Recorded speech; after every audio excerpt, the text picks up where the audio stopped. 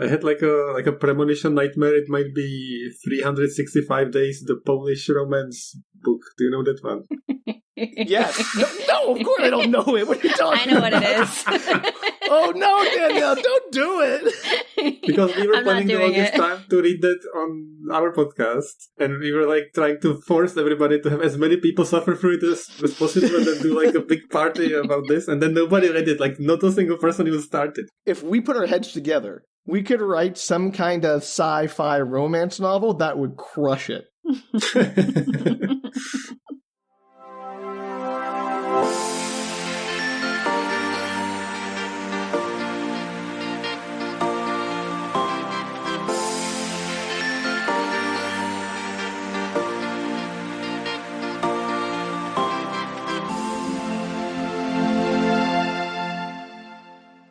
Hello and welcome to Book Retorts. I'm Sam. I'm Danielle. And this is a podcast about sharing your weird media finds with your friends who don't know what you're talking about. That's us, Sam.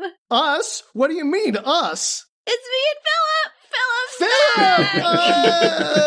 Yay! We love Philip. Thank you so much for having me again. I can't Oh, wait. we're so excited to have you for something that's not Hyperion. Oh, no. Philip. I feel like, I wanted to say, I feel like a teenager on a date. This is gonna go horribly, or this is gonna be amazing.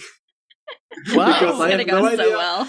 I have no idea what I'm getting into, and I have different scenarios in my head I've been thinking about, because I don't know what you guys will talk about, what you guys will bring We up. didn't mean to terrify you so much, give you so much It anxiety, might be Philip. like extremely embarrassing for me, or it might be amazing, or it might be, it's like, how is the date going to go? Is how I'm feeling.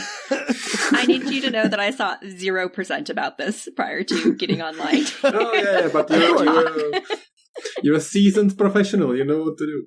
Philip, it's I'm like a unprepared. seventh date for us, though. Yeah, but the one time I knew, I was ready for Hyperion. So Oh, You you're were never ready ready. for You were Hyperion. ready This for is- Hyperion. I was so ready.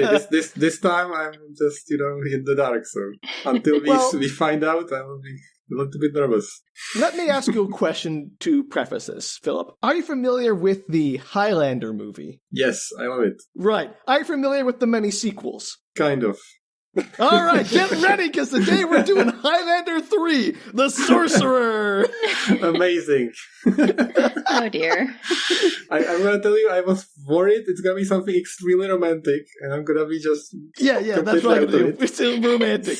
it's like That's what I do. Yeah. I gotta tell you, though, very sexy film, Highlander. We'll get there. second thing was that there would be something AI related with like super technology. I was worried that's gonna We've be our done too much discussion. Nah. AI lately. And then I had like a guilty pleasure secret wish that I was really hoping would come true. Can you guess what I wanted you guys to talk about? Hyperion. It's like, no, that's like my nightmare. No, don't bring it up. There's like a series of books on your podcast that I always hope is gonna be the next episode, and I was like, maybe they're gonna do it this time. Maybe they're gonna do the next one.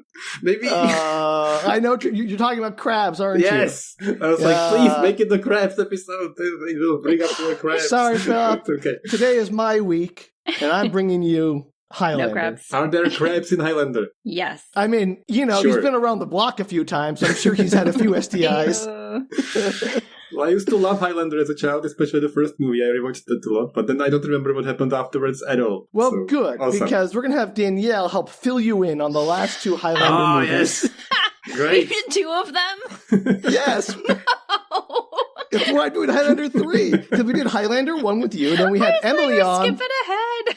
No, we did Highlander 2, The Quickening, with Emily from I I Think Your listened to that one. Podcast. That was a good episode, yes. Yes. Oh, God, Also- that like when the back recesses of my brain. Before we get into it, I just want to mention that Highlander 3 The Sorcerer, like all Highlander sequels, has an insane production history and has like 7 different titles, including Highlander, The Final Dimension, and Highlander, The Final Conflict, which are hilarious names because guess how many Highlander movies follow The Final Conflict? 4. 7. 2 more Highlander movies, Oh, maybe a okay. made-for-TV movie, 2 TV series, and an animated series. So like So- 7-ish. Yeah. Good call.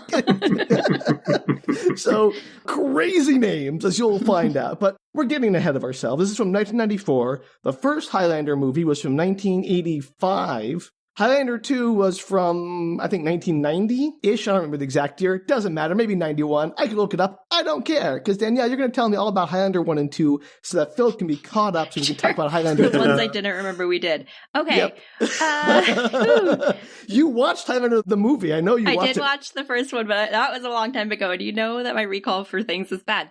So maybe Philip can help fill in with his memory from childhood. Wow. There's a French guy who Christopher Lambert. That's the actor is French. Yeah, I was going to ask how many of those but he movies also has a French accent in the movie. But he doesn't play a Frenchman in the movie, of course not. He is the Highlander. Yes. Good start. There's also Sean Connery. Yes, who plays Sean Connery.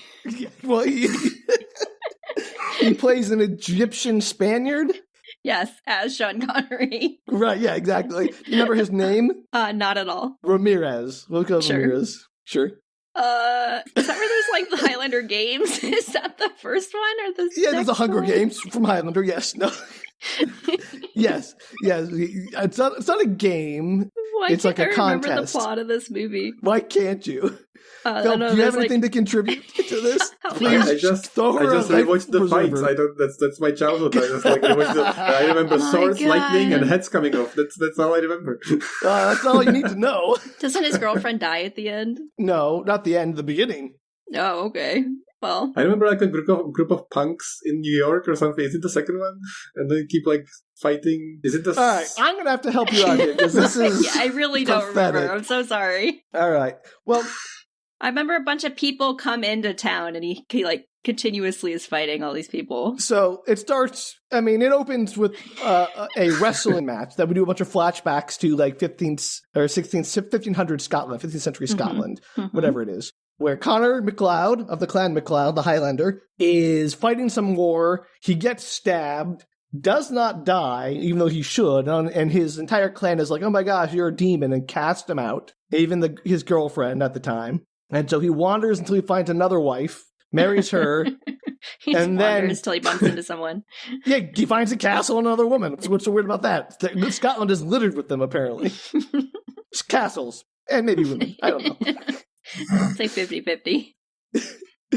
And that's where he meets Ramirez, who's like, Highlander, we're going to teach you about the Quickening. Right, he trains him or whatever. Yes, is it actually called Quickening? I thought it was a joke. The Quickening is the feeling they get when they're near another immortal, or it's something. It's very unclear what the Quickening is. It's sort of a catch-all term. But is it actually Quickening? Quickening, yeah. What? Yeah, it's actually called that. Actually, I think I never saw it in English because I watched it with Czech dubbing as a child. So I don't know I ever saw it in English. Better. If you haven't seen the English version, the accents are immaculate. It is so worth the watch. Just to see Sean Connery and Christopher Lambert mauling the English language as they talk to each other. It's delightful. All right, is this ringing any bells, Danielle? So you remember you trained him. I actually have mental images of all these things. I just don't know what happens next. So he's training Connor, tells him all about how he's an immortal, and they're all going to be drawn together eventually in some contest, and the only way they can die is through decapitation, and there's going to be this contest of immortals until only one remains, because what's the tagline? They only live high on the land. There can be only one. There can be only one Highlander. They do have that goes to like modern day. They're not all Highlanders. There's only one Highlander, but there can only be one immortal. It jumps to modern day at some point because most of it's set in modern back day. And forth. It's like this is all flashbacks. And I remember there's a big fight scene. Like it's pretty cool. That's like on the whatever. It's up in the air and stuff. There's lots of stuff. The Coke sign or whatever. On. Yeah. That is the very end of the movie. Yes, so we're I know that. Sorry, not to derail the conversation, but please, do they ever explain we're not getting anywhere. Why or how they start to be immortal, or how do they get into this? Yes, in the second movie, which we will get to. They're like aliens or something in the second movie. Yes! Oh, yes, they are. Awesome. It's insane. The plot is weird. There's like two different plots in the second movie. Well, there's two different editions where, like, I can't remember which was the theatrical release and which was, like, some underground direct DVD release, but they, like, the studio stepped in and was like, this is nuts. We have to change it. So neither version makes sense. And they both make no sense in different ways. And it's great. I recommend watching both of them because I hate myself. But that's not the point. Danielle, let's get back to Highlander 1, the Highlanderine. Yes. So it's modern day. It skips ahead. He dies. Doesn't Ramirez die? Yes. Good. Do you remember how? No. Do you remember Clancy Brown? Yes. What character does he play? The main bad guy? Yeah. Do you remember his name? Mr. Bad Guy. Yes, that's his name, Mr. Bad Guy. Very good. No, the Kurgan. Oh, yeah. Oh, yeah, I remember that. I remember that. Yeah, he's the Kurgan. This is impressively bad. This is worse than, like, if ever. I'm really disappointed in you. Like, I'm so sorry. I genuinely, even though I saw it, I do not remember it. As much as you think this is bad, I am very clear on this plot so far compared to Hyperion, so thank you. Great. It's true. So what I'm going to do is I'm going to do this out of order. I'm not going to do all the flashbacks. So let's talk about the past first before we get to the present. So, in the past, Ramirez trains the Highlander, teaches them how to sword fight properly, gives them all kinds of lessons about being an immortal, tells them about the rules, like they can't fight on holy ground, that kind of thing. And when you kill your opponent, you absorb their power through blue lightning, I guess. Why can't they fight on holy ground? Good question. Don't have an answer. And maybe that's addressed in this one. We will find out. Okay. So then the Kurgan shows up hunting the Highlander because... There can only be one. There can be only one. and he wants the power. Yeah, there can be only one. As they say so much in these books, or movies and TV shows. And he fights Ramirez and kills him and kills the Highlander's wife. It's all very sad and traumatic for him, even though he doesn't get any older, but his wife does get older, and she's like, I know you're special, and all that kind of stuff. Doesn't his future girlfriend die as well, though? The one in the 90s or whatever? No. You sure? Yes. Okay. Trust me. Anyway, carry on. So then he fights a dude in the parking lot outside the Madison Square Garden. Yeah, I remember that Cuts his head off, gets his power. Vasily, I think is his name. Doesn't matter. Nope. Because he's dead immediately, and he gets his power, and that gets the police involved, because looking for the man who running around decapitating people with ancient katanas. Mm-hmm, mm-hmm. And blue lightning. Now, Danielle, please, jump in anytime you have the slightest inkling of a thought. Nope. Please. This is my job to tell you the story again, just once in the episode. Do they really explain or define what the powers actually are, like, other than being powerful? Yes. Sort of. At the end of the movie, he talks about what the prize is for winning the contest. That doesn't matter. We'll get to it. Almost learned the powers, but doesn't matter. Yeah. It's great. Okay. I'm going to just gloss over a lot of it here. Basically, there's a girl, I forget her name, but she's like the woman who helping the police by investigating. She's like a sword expert or ancient weapons expert and helping the police try to track him down. But she finds Connor. They fall in love. They start hooking up. He has an adopted daughter who's now a very old woman who he saved during World War I or II by like taking bullets for her and then like giving her a little wink saying, haha, I can't die, like shooting a bunch of Nazis. Which is really great. That at all. Yeah. Is it relevant? No, but I do love that scene. Anyway, the Kurgan comes to New York. They're the last two. There's a big fight, and he has to kill the Kurgan because if he loses, the Kurgan will get all the power and take over the world in unending darkness, that kind of thing. So he wins. Bunch of ghosts fly around him. He, absorbs the power, and it ends with him and his girlfriend driving off through Scotland, and him saying, like, the power is he chose to stay back, become mortal, become fecund again, because immortals are sterile. And he feels a connection to the whole planet. He has like a mental link to all the plants and the life and the animals and all the people. And that's his like magic prize. He now has connection to everything and is going to use it to help make the world a better place. That all rings a bell. I don't remember that at all. Yeah. It's Star Wars, what you're talking about. And the second one, aliens. Second one, aliens. Yes. What do you remember? So there are two versions, like I said. One is they're not aliens, they're just ancient prisoners. But I like the one with Michael Ironside making them aliens better. So we're going to do with that one, because I like that one so much better. Do you remember the name of the planet they're from? No. Zeist. Great. What? Sure. Yeah, the planet Zeist. Perfect. How far is Zeist? Zeist isn't real. Who cares? Oh my god. How far is it? I don't know. Alpha Centauri, what do you want from me? You should have said 75 light years. I would have been satisfied with any number. No, what? Sure. 18 million light years. Yeah, I don't know. Perfect. Yeah, 4.7 parsecs. Finally, some answers. Great. Yes. Okay. That's what this podcast is well known for. Answers. Danielle, what do you remember of the second movie? Nothing. Come on. Give me something. The girlfriend's died. Yeah, because it's way in the future now. He's old. He's an old man. Do you remember what happened to the world? Dystopia. Yes, because... because there was no Highlander. No, there was the ozone layer has been depleted. So, yeah, here we go. Come on, Danielle. Remember that? Yeah, and what happened because of that? It was bad. Sure. Okay, great. If we just wait long enough, that'll happen for real, and we can carry on.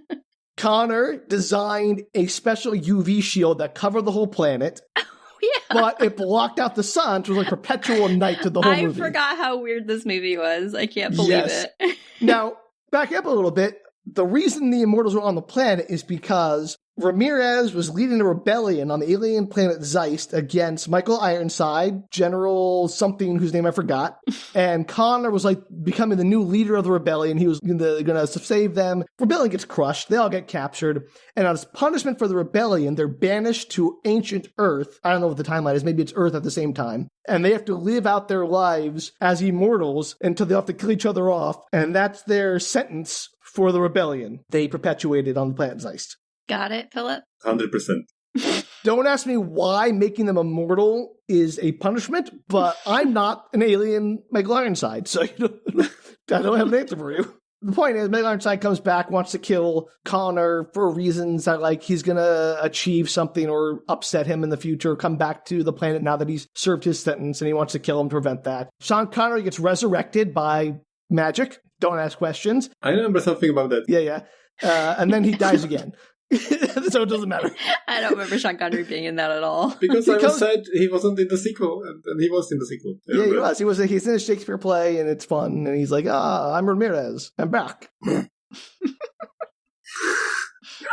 Well, that was, Danielle, not your best showing, I'll be honest. I'm sorry. I don't remember a single thing from those movies.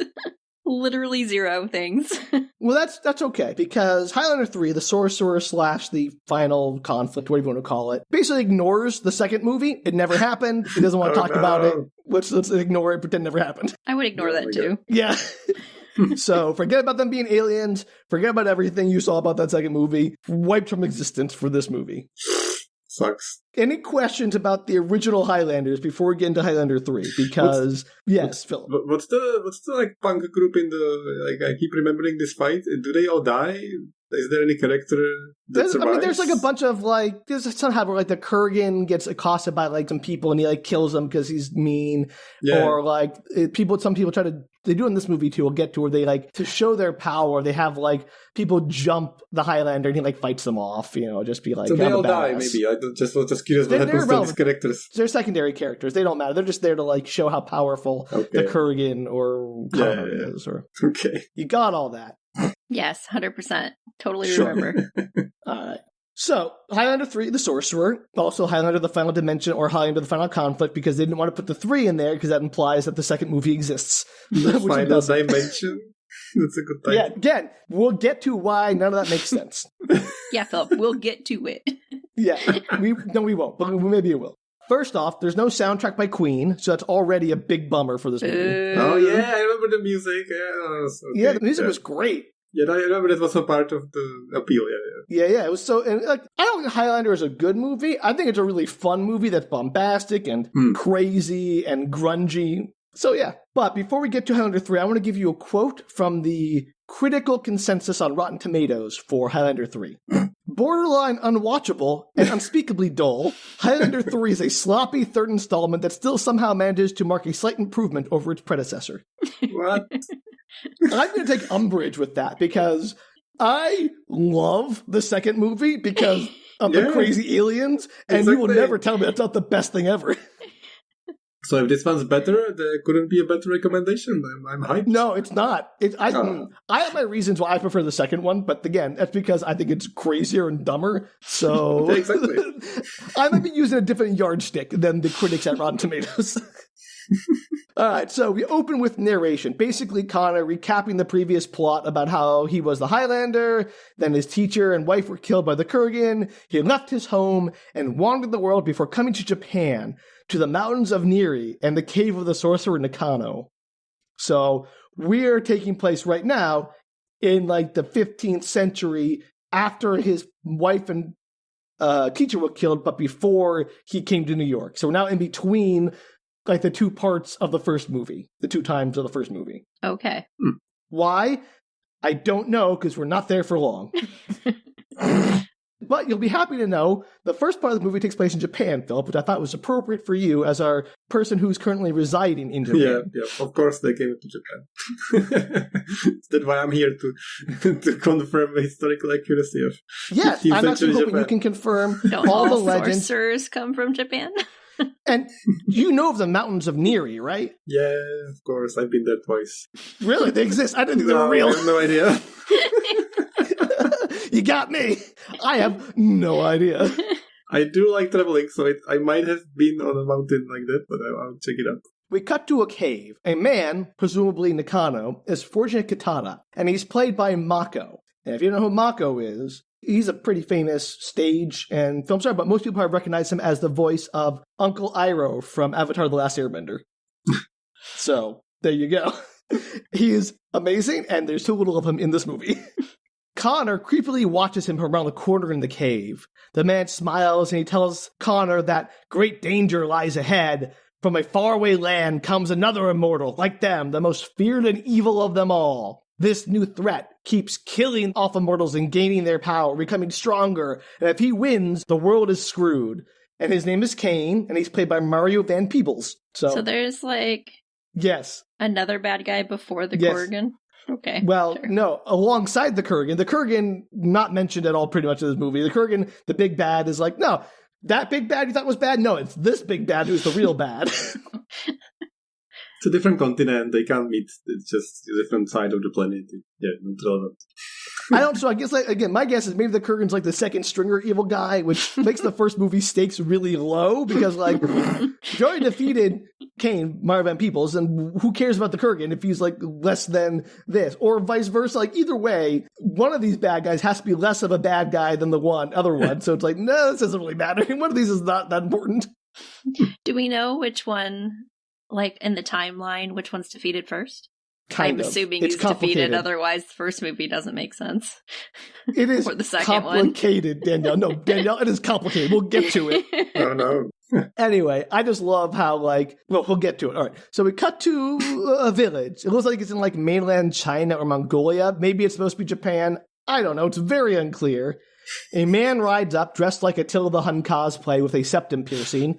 It's Kane! He's our big bad guy. He's here, everyone. Yay! He asks an old man where the mountain of Neri is. His voice is all low and gravelly, just like the Kurgan. So it's they didn't even try to figure out a new evil character. They just made the Kurgan again, played by Mario Van Peebles this time instead of Clancy Brown. And it's weird, like a palette swapped Kurgan. It's very funny.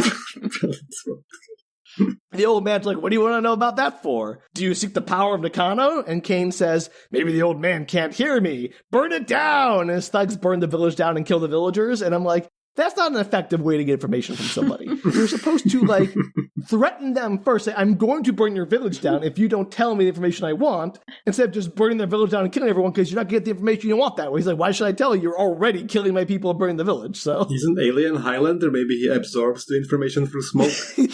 Maybe he knows. That movie doesn't exist. He's not an alien in this one. Sorry. He's got ancient powers of wisdom. He can see the smoke pictures and understand it from there. Yeah, he's doing divining. He's divining from the smoke, or what's that thing you read the entrails, whatever that technique is called. Yeah, exactly. So he knows what he's doing, of course. No, I just think it's really stupid to do the thing you're threatening someone with before letting them tell you the information you need, because otherwise you've lost your ability to incentivize or threaten them. He still has his life, Sam. Not really, because he's probably dead, because we never see him again. What? This is terrorizing people 101. He fails the class. F for Kane, doesn't know how to terrorize people and get information. It's terrible. That's why he doesn't win. Against the backdrop of a burning village, Kane lets out a truly great maniacal laugh before riding off with his two thugs, and I don't think he ever got his question answered, so I'm not sure where he thinks he's going. Maybe it was answered off screen while the village was burning. Yeah, okay, sure, let's go with that. Cut back to Connor, asking Nakano how to kill Kane. Nakano answers, with heart, soul, and steel. That does not answer the question. It doesn't. I mean, the obvious answer is you cut off his head like you do with every other immortal. That's the answer. Decapitation. But Connor's all like, yeah, I've heard that before. And Nakano responds, I know, from Ramirez. I have also lived many lifetimes, and like him, my gift to you is knowledge. knowledge of nothing. Useless. Oh boy. Useless knowledge. Oh boy, you have no idea what we're going to learn in this movie. We cut to hands in falling water, Nakano's voice saying, "The knowledge has not come easy." And now we're into a montage of them practicing swordplay with sticks. And at one point, Nakano knocks Connor's stick away, and then it turns into a snake as Connor goes to pick it up. Before Nakano picks it back up, and it's a stick again. So, your Moses trick, basically. Wasn't Connor already like a swordsman? No, he's a sword. Well, yes, but apparently Ramirez didn't teach him as well as Nakano can teach him now, I guess. Okay. Is this just the same movie as the first one with different people? Maybe. Oh no. It feels similar. Is it the same movie with different characters? Yes. Does that make it any less silly? No. He tells Connor, "Nothing is as it seems. You must be aware and respect the power of illusion." And I swear, if this ends with Connor headlining a Vegas magic act, best movie ever. With his 4th year in residence at Caesar's Palace, please welcome the immortal illusionist himself, the Highlander. There can only be one amazing magic act. I would see that. Particularly if they lasted many decades and generations. Yeah, same guy, still here, 30 or 50 years, the Highlander doing illusions and whatever. Amazing. Anyway, they get back to fighting. Connor disarms Nakano, and Nakano is all, "You've already lost." Connor swings at him, and Nakano turns and, holds the sword against his side and, spins around like a judo move or something. And he managed to disarm Connor by spinning around, taking the stick from him. And I'm sure that move will be very important later because they apply a photo negative screen effect on it. They show it 3 times. And I'm like, I don't know, holding a sword against your side seems a good way to get your side cut. But I'm not immortal, so what do I know? Do they have an armpit shield? Some kind of extra plating in the armpit so you can slide it in there? He just pins it under his armpit, spins around, and that manages to disarm the opponent. That's the kind of technology I would expect from this movie. Some kind of interlocking mechanism that catches the sword and locks it into your armpits and then can snatch it away. Oh, no. This is way more fantasy than sci-fi, I'm afraid. So they're immortal. It doesn't matter if they cut their armpits, Sam. I mean, that was my thought. But they still, feel pain. You get stabbed, you are still incapacitated, which makes it easy to cut your head off. Have they ever shown anybody healing themselves in these movies?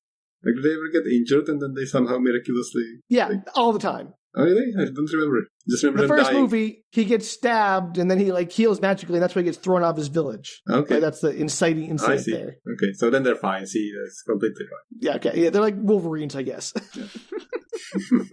All right. Nakano gives him back the sword and is like, "Fight with your spirit, and the sword will follow." And then the stick magically transforms into katana now. So, good job.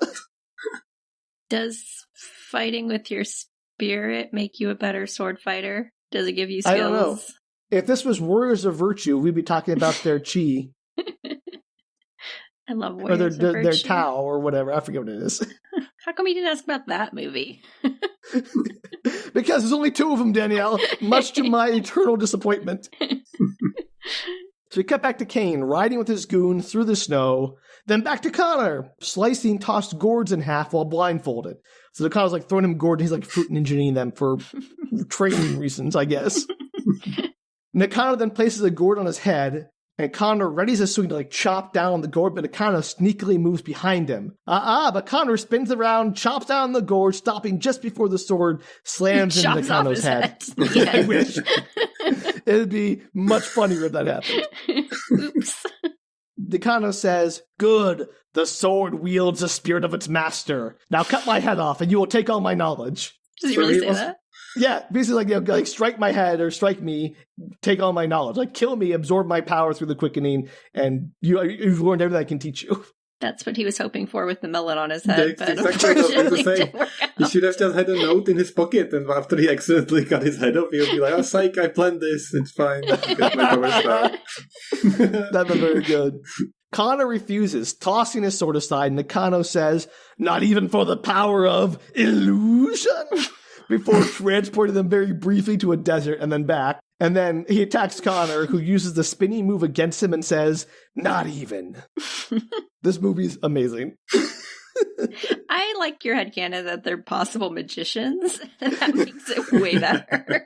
Like, they're just two magicians fighting for, like, a future act in Vegas.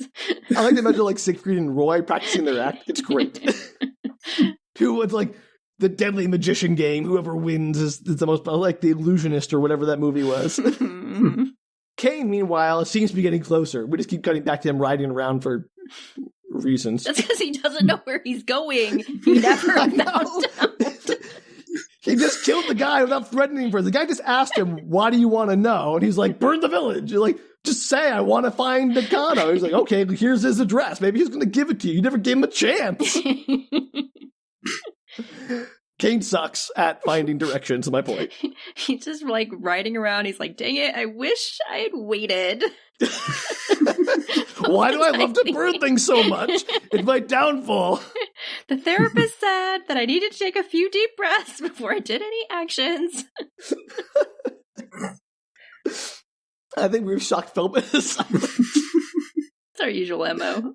Yeah, it's great. We're overwhelming. I'm sorry, Filip. We are. No, we get great. into a groove. Nothing to be sorry about. Alright, so we cut to the cave. A statue's head moves, a candle blows out, and Nakano and Connor are woken by the growling of Kane as he walks into the mouth of the cave. How did he find the cave? How did they know Don't he was know. in the cave? Do they live in the Maybe- cave? Yeah, this is the cave of the sorcerer. They're like, but they live in there. They're not just like Yeah. practicing in there. No, this is like it's like intricate caves. There's waterfalls. There's multiple levels. It's a Why nice is this cave. like a well-known area? Why is this not a secret? Danielle, please. I have no That- idea. Like, why does There's this an random answer. old guy know It's where not a this cave secret at all. is? It's one of the most prestigious caves around. You didn't need to ask Yeah, the village. you don't know just about the went cave of the sorcerer in the mountains of Sorry. Neri? Danielle, Obviously. educate yourself before you wreck yourself. Magic's worst kept secret. Behind the curtain.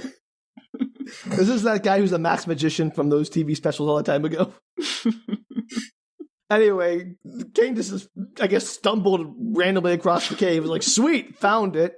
I didn't need that guy anyway. I did burn his village for fun. I'm glad I did. Lesson learned. Or no lesson learned, rather. Nakano tells Connor to flee. Leave him to handle Kane. Connor's like, why? And Nakano says, this is not your time, Highlander. Which, you know, it could be if they, like, work together to kill Kane, but whatever. Yeah, 2 against 1. Well, 2 against 3, because he has his 2 thugs with him, but Aren't they They're all thugs. Highlanders? They're not all Highlanders, right? maybe. I don't know. We'll get there. It's I mean, confusing. why would you be a thug to another Highlander as a Highlander? Danielle, please, let me get to it. We will get to all of that, and I No, don't have answers, but I will have more questions. now. Danielle, you will have these same questions later, and they will be funnier then. Philip also wants to know. Sure. I don't think he does. I I think someone's like, I don't care. I'm just done with this already. Philip's like, what? I should never have said yes to this. This was a mistake. I wish they told me what they were doing. I was going to No. It's great. It's one of my favorite No, what are you movie going to say? franchises. Say it.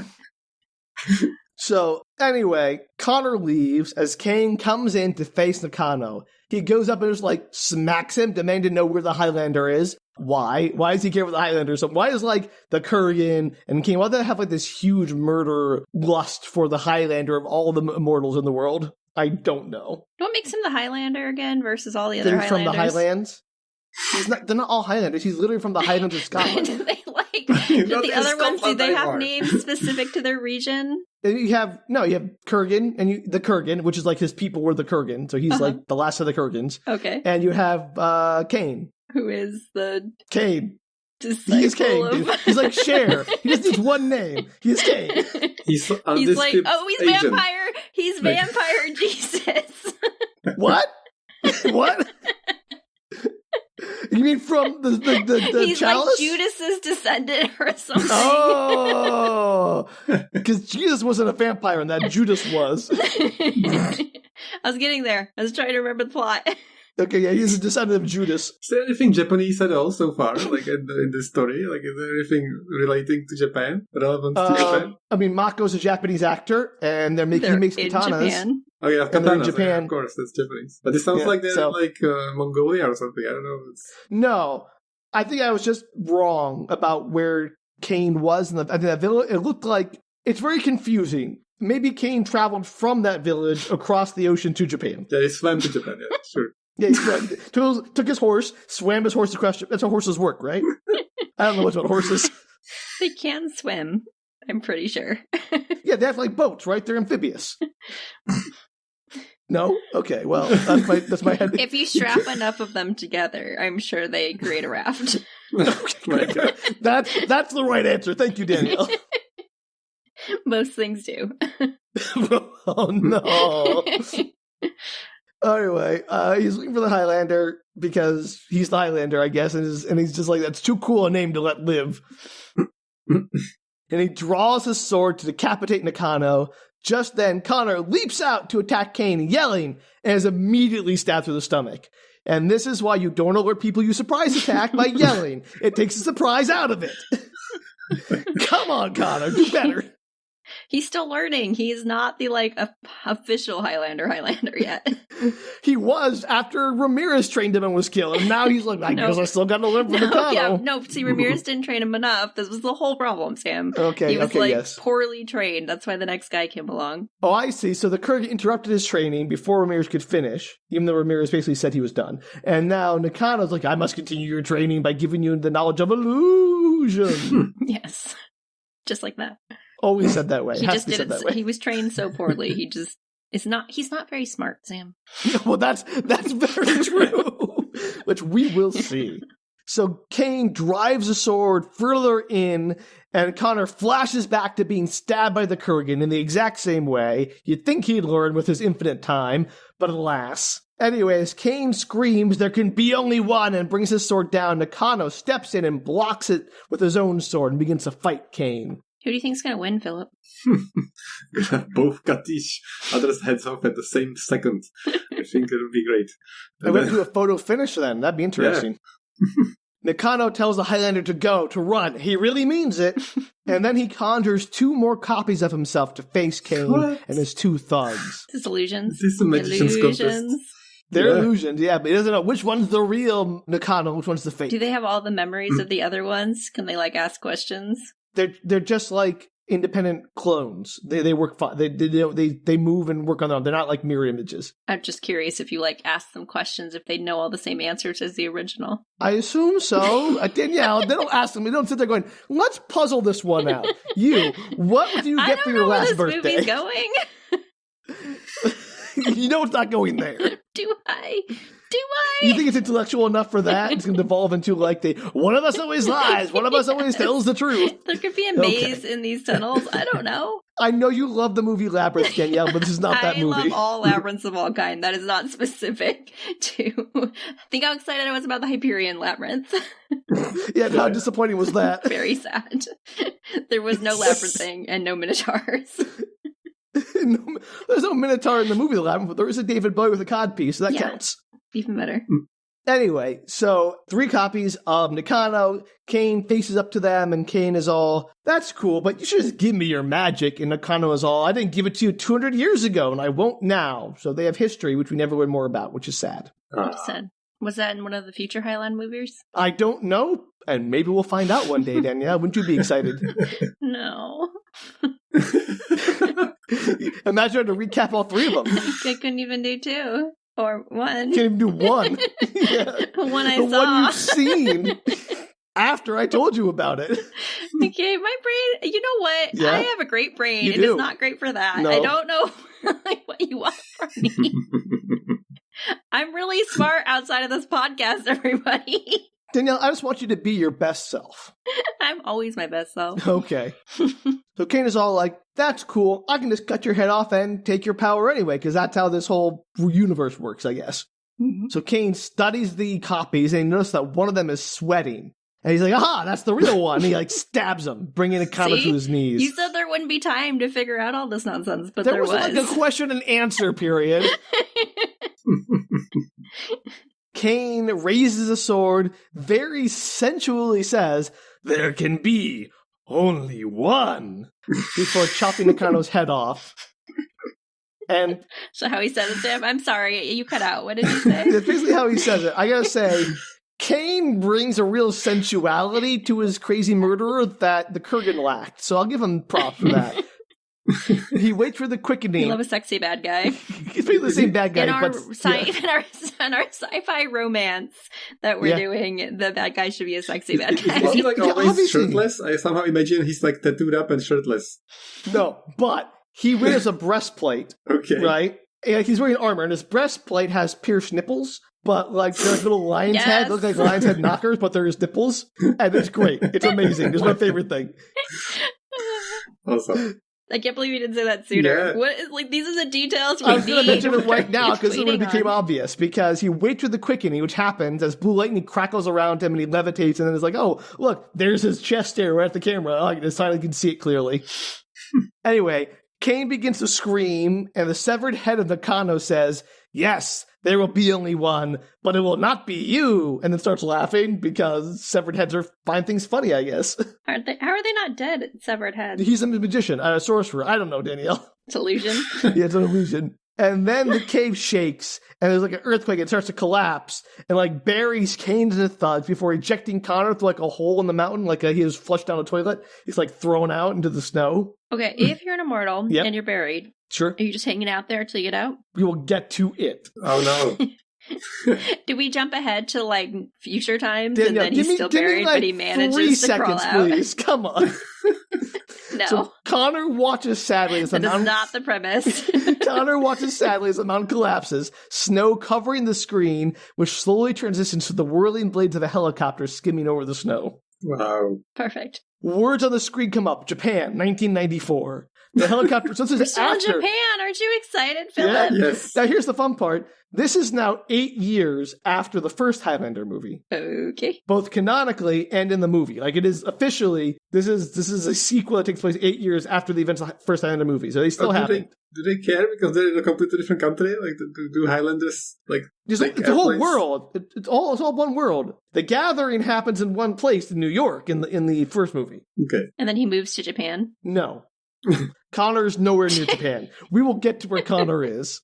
Oh, that is an answer. Okay. He moves to Japan briefly while he's wandering around after his wife and mentor are killed for the first time. And then his second mentor is The killed. first mentor. Yeah, and first wife.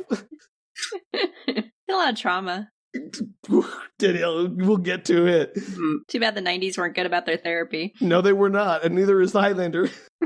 The helicopter lands, a woman gets out, she is greeted by another guy. There's some talk about some archaeological dig that's facing the prospect of a shutdown, and this lady, Alex, is the lead archaeologist. She works at the New York History Museum and is here in Japan on some kind of grant. Cut to the inside of what looks like a laboratory. There's like this massive warehouse, and then this giant Tesla coil looking thing.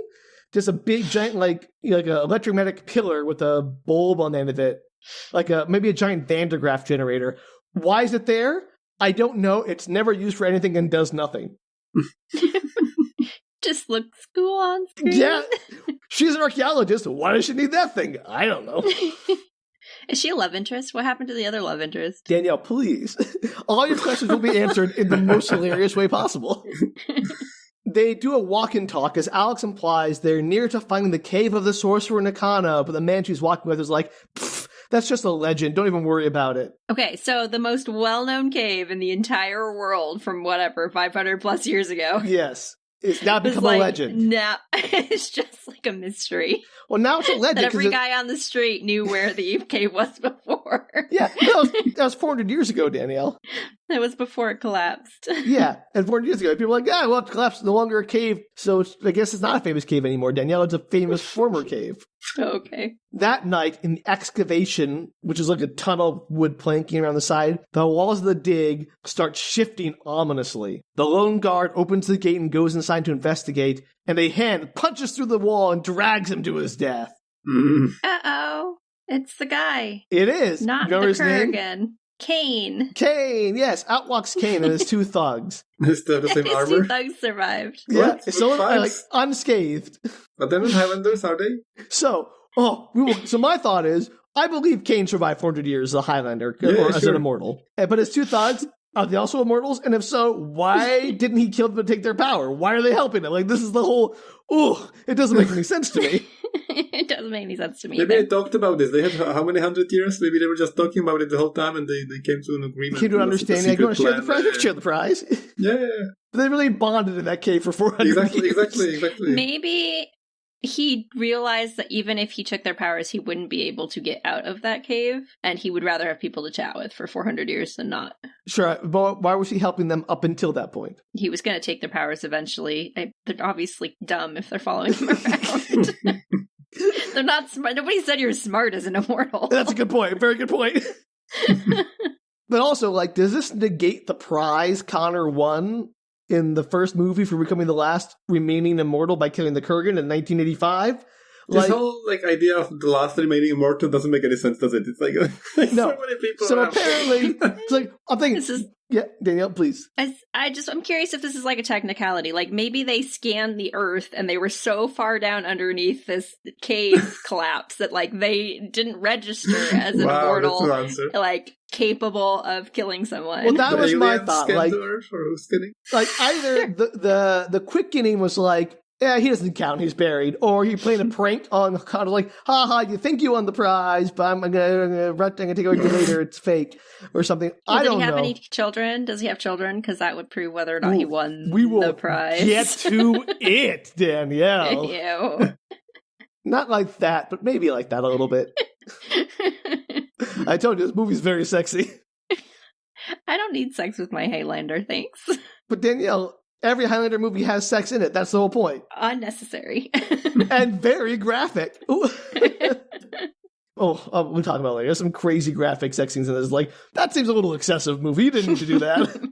I mean, it's not unappreciated. Christopher Lambert is very sexy, but do we need that? No. Disgusting. Which minute is it? I'll send you a timestamp. Anyway, Kane is all, the Highlander is out there somewhere, and he owes me for all those years. Find him. And so one of the thugs just sort of like walks off like, yes, sir, I'm going to go find the Highlander wherever he is. That's when he disappeared, and he's just like, peace out. That's the smart thing to do. Then Kane turns and cuts the head off the other guy. It's like, whop, dead, saying, there can be only one. So I guess they are all immortals. One messenger, one person looking for the Highlander. So I guess they were all just like all immortals, and Kane was saving that dude as like a snack for later or something. I don't know. That's like that scene in Mulan where he shoots the other messenger because he's like, how many people does it take to deliver a message? And he shoots one of them. Only his messenger, like it's his dude on his side, which makes less sense. I guess the snacks. Like, you have to wake up after 400 years to eat a snack. Maybe he's hungry. That's what I said. Save it for a snack for later. That makes the most sense. Yeah. Sure. It does. Like, maybe he needs to recharge that he's been underneath the ground for so long. But also, every time Kane absorbs power from a slain immortal, Kane makes it sexual, which is great. Does he orgasm? Yeah. He like sticks his tongue out and he licks his sword. I mean, all around great choices by Mario Van Peebles. Top notch. It's so good. I like to believe they're like, okay, Mario, Mr. Van Peebles, this is a very serious scene where you've just killed this dude and you're going to be absorbing all this power and become more powerful. And I want to believe that Mario's like, I'm going to lick my sword and you can't stop me. And they're like, okay, fine. And it's like, great. They had 0 takes without him licking his sword. He's like, I'm licking my sword every time. It's never not going to be sexual. I'm going to be staring directly into the barrel of the camera, and you're going to see my eyes how much I'm enjoying this lightning power. Perfect choice. Great movie. A+. Everybody has their own kink. Sammy probably just has like a pain kink or something. So when the lightning comes into him, other people are like, oh gosh, the power. But he's like, ooh, yeah. I'm saying good for him. He found his truth. Up in the lab, the other thug sees the lightning, which is sort of coursing up over all the equipment and the testicle thing, which is nothing but get blue lightning drawn across it. And he doesn't think, Kane is probably going to do that to me, too. I should stop helping him. He just sort of shrugs it off like, well, I'm working for Kane, got work to do. Do-do-do. He's an idiot. Cut to horses. 2 people are riding them across the desert. It's Connor and some young boy who calls him Dad. Is it the Tottori Desert in Japan? The only desert that exists in Japan?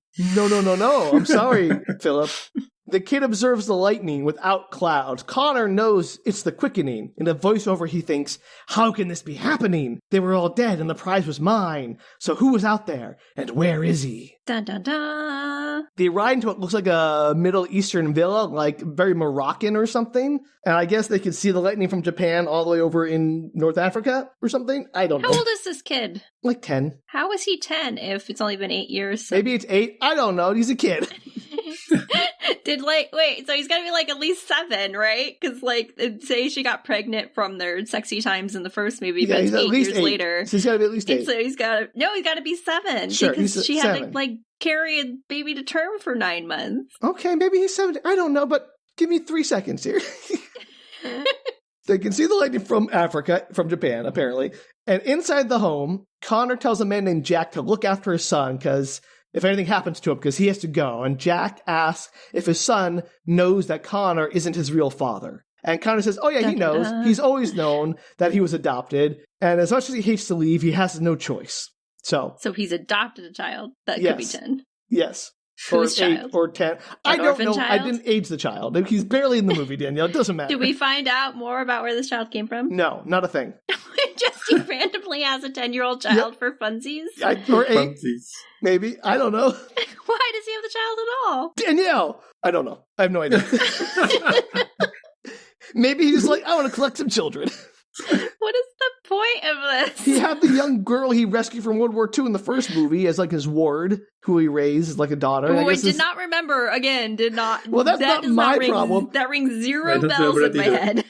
Just because you don't remember the girl he saved from the Nazis doesn't mean it didn't happen. And it's also in this movie. Again, this is the same movie. He has to have a child in the first movie, so he has to have a child in this movie. Okay, whatever. Except we have no backstory with this child, apparently. No, not at all. We don't learn a single thing. It's even worse. It's great. So we cut to Connor doing Tai Chi sword moves while more voiceover explains that he has to go back to New York, the place of the gathering. Mm-hmm. Back in the lab in Japan, police are everywhere. Is that where all the fights happen? Is New York? Absolutely. There's no, you can't have a fight anywhere. He couldn't go to Japan and meet this guy. You can have the fights anywhere, but the whole point was, as all the Immortals were born, I think Connor was the last Immortal to be born, he was the latest one to show up. Once they all existed in the world, they were all sort of pulled to the gathering in New York, where over the centuries, anyone who was left alive, hey guys, y'all haven't found each other yet, so we're going to grab you all, pull you all to New York, and make you all fight to the death, basically, or whatever. Mm-hmm. And I say we, I mean the mysterious force that governs the Highlanders, be they alien prisoners or otherwise.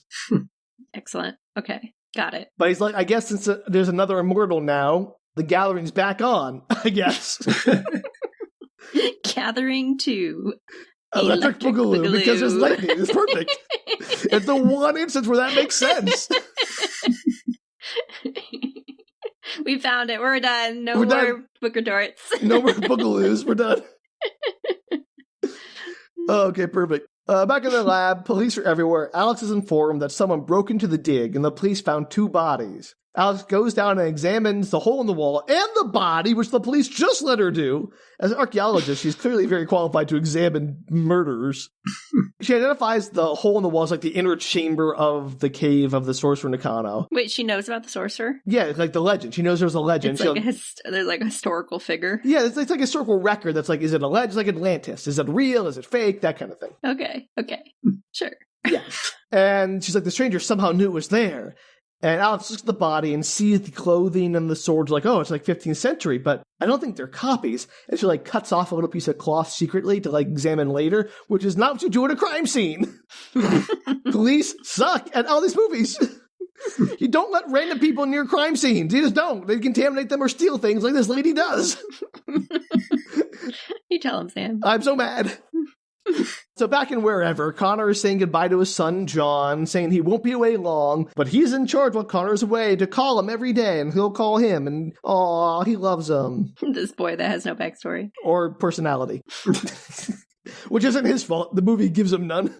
Cut to New York. Rock music blares as Connor walks down the streets in his trench coat. In an alley, he's accosted by a group of thugs. One pulls a switchblade on him. Connor's nice blade. Big mistake. Does Connor look like somebody who you should accost in a alleyway? He's a giant grizzled dude in a trench coat, but I don't know, people are idiots. I do like that this movie hits upon both Japan and New York. That feels nice for you, I mean, kind of. It barely spends any time in Japan, but I like the connection. Yeah, it was nothing Japanese at all. I was waiting for something Japanese to happen. Well, Nakano is Japanese, and he made katanas, so... And then none of the places what he do you want, described even Philip? resemble Jeez. Japan. I wanted something. I wanted miso soup is what I wanted. I mean, so do I, but we can't always have what we want. Can't have miso soup? Not right now. I'm in the middle of recording. Unless you want to take a little break, I get some miso soup. Well, I wanted do it in that. the movie. I have miso in my fridge. Oh, I really? can make miso soup. Wow. You guys keep talking. I'll be back. Okay, sure. You've already disappeared once. What's the difference? I didn't look it up. I'd not be surprised if they didn't film any of this movie in Japan and just Obviously. use Toronto or something. A cave. Yeah, this is a cave. It's a cave set. It's not a real cave even. Anyway, Connor starts wrecking the thugs, like punching them, before one of them pulls out a gun and like shoots him 4 times, and they flee, leaving Connor to bleed out in the alley. That got dramatic very fast. Yeah, it was if like, that whoa, were okay. a real thing. Yeah. I thought he was going to, kick their butts and have a nice little fun. Nope. He throws one into the car and they shoot him. And he's like, oh, well, I guess Connor is not very good at deflecting bullets with his sword. We cut to Connor being wheeled into the ER. There's the usual chatter about, he's got 2 bullet wounds, but he's stable. And the doctor takes a closer look and sees that there aren't any bullet wounds. He's like, stop wasting my time, and storms off. Yeah, that's the reaction to have with your staff who thinks that there are bullet wounds. Yeah, the people are like, that's impossible. Then Connor gets up. He's start fighting, in a way. He's trying to get out. They're holding him back and restraining him. And eventually the doctor. What do they care? Eventually the doctor stabs him with a syringe, sedates him. And he's put him off in the psych ward. He's a lunatic. No, questions. Yes. Sedation. Does that actually work on Immortals? Apparently it does. Philip knows. Yeah. Apparently they can't die. Not that they can't get sedated, I guess. It's ultramorphine. Their body doesn't process it fast. They don't have hypermetabolism, they're just immortal. But they heal fast. Yeah. But healing is, again, they're immortal and but not hyper. I don't know, Danielle. Just know yes, the fights them, it hurts them. I don't know. I feel like if you gave them morphine or something, it would it would metabolize much quicker. No, they don't have hypermetabolism. They just they can't be killed. Yeah, but it all falls into the healing process. Apparently different buckets. Apparently the alien jailers. Apparently the alien scientists on Zeiss, when they concocted this punishment, gave them very distinct limitations of what the healing would affect. Philip and I disagree. Go take it with the Zeiss scientists. Back at the digging site in Japan, Alex is analyzing the clothing sample she cut out of the body, and she's like, it's definitely not fake. And her assistant comes up with more fabric found in the chamber, but it's different, not the same weave. Alex identifies it as a tartan. But how does Scottish tartan get to a cave in Japan 400 years ago? Oh, no. Danielle? Danielle? I mean, see, it's easy if you've got a Highlander. That's the correct thing. The correct answer is always Highlander, yes. I also don't think that if somebody woke up from whatever, not being knocked unconscious, they have bullet wounds or don't, that they suddenly went wild. You'd assume that they were reacting to the fact that they were suddenly in a hospital and waking up. You wouldn't pump them full of something and send them to the psych ward. Apparently this is the worst doctor in the world who's just oh, dude, acting a little over the top. Let's stab him with a syringe and throw him to a psych ward without any evaluation at all. Dude should be shenanigans. Prosecute. I mean, his reaction to stop wasting my time with bullet wounds should show you what kind of doctor he actually is. Not even in the 90s, Sam. You would think. Cut to Connor, waking up, restrained in his bed in the barracks that is the psych ward. One of the guys in the bunk next to him is screaming about being Napoleon, and Connor plays along, pretending to be one of his soldiers to convince him to set Connor free. How is that going to help anybody? Then, by claiming to need to assassinate the Duke of Wellington, he convinces the Napoleon guy to start a riot, and the orderly just opens the door to the ward, leaves it open while they're calming down the riot, and Connor slips out easy as can be. Great security. Top notch. What? Yes. Philip, and then the guy was fired. Immediately. In the dark hallways of the hospital, this gets crazier, we see the other thug stalking around looking for Connor. So how did he find him? Yes. Well, if you recall, the Immortals are drawn to each other. They can feel when they're close. Not just the quickening. Oh, yeah, that's fine. Right. But so he's just wandering New York, My question is, upon. how did he get from Japan to New York? It's not like he had, like, money or knows what a plane is. He's been in a cave for 400 years. He's like, let me go online and book a ticket with JetBlue to freaking New York from Japan. He has no money. He has no credit card. He has no ID, no passport. Did he, like, swim from Japan to New York? How does this work? I was waiting for them to explain it by the power of lightning. They just lightning in the sky and then the lightning strikes in different countries. That's how they travel. No, he's just magic, apparently. Apparently he can just, like, convince border guards, like, you don't need to see my passport. You will let me on the plane without any money. Or he's not there at all and it's all an illusion. It's all just the power of illusions. This whole movie's an illusion, Philip. That's what it feels like. That's what you find out at the end. It's all just an illusion. This is all Nakano giving an illusion to... It cut off right where the guy was training the Highlander, and he was like, not even for illusions, and then he's like, he shows them the whole illusion. This is what you would... This is your life. If you don't cut off my head now and take my power... And Kane does. This is what's going to happen, right? Yeah. Perfect. You nailed it, Danielle. How did you guess the ending of this movie already? I'm really good at this game. Yeah, you are, sure. So anyway, the thug is magically in New York in the same hospital as Connor, getting there apparently within a day of when Connor got there or whatever. I don't know how, like, the timing, it makes no sense to me. Also, everyone, of course, speaks modern English as the thug tells a screaming nurse to shut up as he walks past her. Which, like, I guess they spend a lot of time in that cave learning English from radio signals. I don't know. When he learned it on his flight over, Sam. Oh, okay, my mistake. He spent his time listening to, like, English on tape. He was watching TV. Yeah, just like the Fifth Element. Yes, exactly. Perfect. So after dodging around for a while, Connor ends up in the laundry room. It like has these long strips of cloth hanging everywhere and steam everywhere, which is like, that's not what you want in a laundry room, but what do I know? I'm not a hospital laundry room designer. In bursts the thug, and Connor hides among the steam and hanging clothes. The thug yells, "Highlander, I am your shadow." I'm like, do we know who you are? Like, is he supposed to know who you are? Does anyone know who you are? What does that mean to anyone? And Connor just yells back, "Where's Kane?" He's like, "Don't worry about Kane, worry about me!" And he charges at him with the sword. I guess he's defying Kane's orders and wants to kill the Highlander for himself. Love that for him. Is that the Japanese sword? Finally, he gets to have his own moment. They are all the swords. I don't know if they're Japanese swords or not. They're just unclear swords in this case. Just curious if they brought the sword from Japan or not. He did. I mean, he brought the sword with him from China, like whatever, 15th century sword he was using. This is it. It was crazy what you could get away with in the 90s in the airport. I was going to say, how did he bring the sword on the plane? None of this makes sense. It didn't appear in New York. The question was exactly implied. Send it by post. Maybe he bought a new sword in New York. He stole one. I don't know. Doesn't make any sense. It would be fun, right? There could be a scene in a museum. How they break in and steal the swords or something. But it'd be like a museum heist of we gotta get the swords. Yeah. That'd be so good. That would be fun. So as the thug swings at Connor pulls a spinny sword move to learn from Nakano, telling the thug that he already lost and cutting off his head and taking his power. And I'm like, if that spinny move is really so powerful and used all the time, apparently, you think more people would know about it and be prepared for it.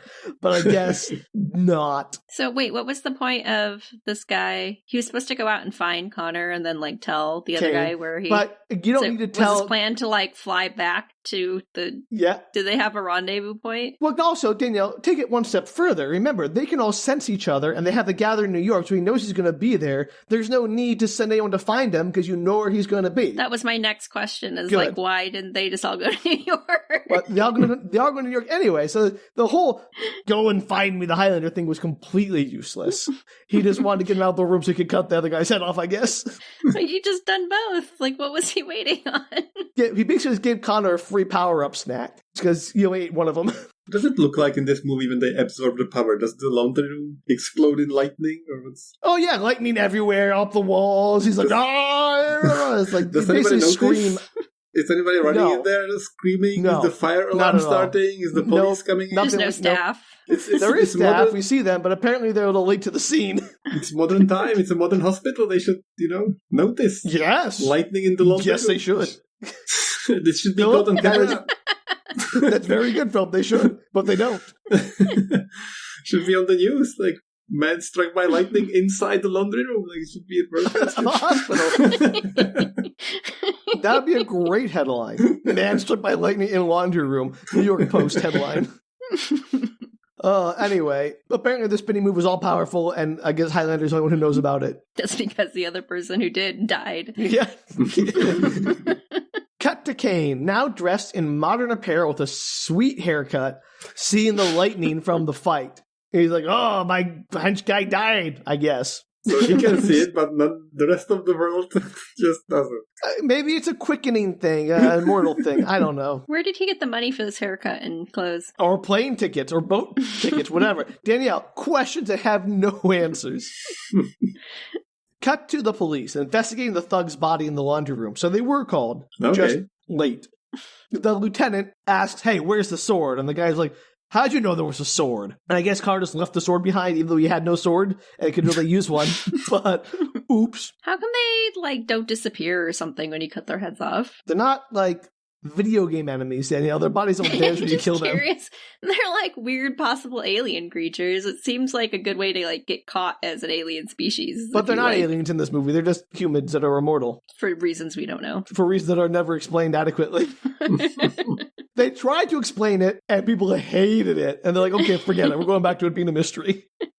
The lieutenant is all, I remember things. Russell Nash. I know the killer. So remember, Russell Nash is a pseudonym that Connor uses in the modern world for his, antiques dealership in the first movie. Oh, yeah. He was an antique dealer. Yeah, that's his whole, shtick. Oh, coming back to me. That was 2 hours into the recording. Philip's like, nope, don't remember. No idea. You gotta rewatch the Highlander movie, man. You're gonna love it. You rewatch the movies. I'm gonna re-listen to our episodes. Yeah, do both. We'll circle back. When I do Highlander 4, more Highlander, we will have a powwow on this. It'll be even more offensive that we don't remember everything. So, this lieutenant apparently either worked on or is familiar with the first case in the first movie. So again, first movie, police gets on the case because they find a dead body and a sword. Second, I guess third, but technically second movie, chronologically speaking, if we ignore this actual second movie, police get involved in the case because they find a decapitated body with a sword. It's the same movie. It's the exact same movie again. It's beat for beat. It's like that Star Wars Episode 7 where they remade A New Hope again. It's basically that, but more blatant. Are they gonna bring on the architect, or not the architect, the archaeologist to help out with the case? Where did the other girl go? You're gonna love the answer I have for that when it comes up. So we cut to Connor entering his old home, which apparently was just sitting there for 8 years while he was in Morocco or wherever. As he unlocks the door, the lieutenant steps up, identifies himself as Lieutenant John of the NYPD, and says, 8 years ago, you got away with it, but I'm not that detective. I'm going to nail you. That's a promise. And kind of good luck with that, and goes inside. I'm like, why? Why did you show up to give Connor a heads up that he's being investigated for murder? Hey, Connor, I'm investigating for murder. I don't have anything on you yet, but I will. Why give him a heads up? Why bother? What kind of police work is that?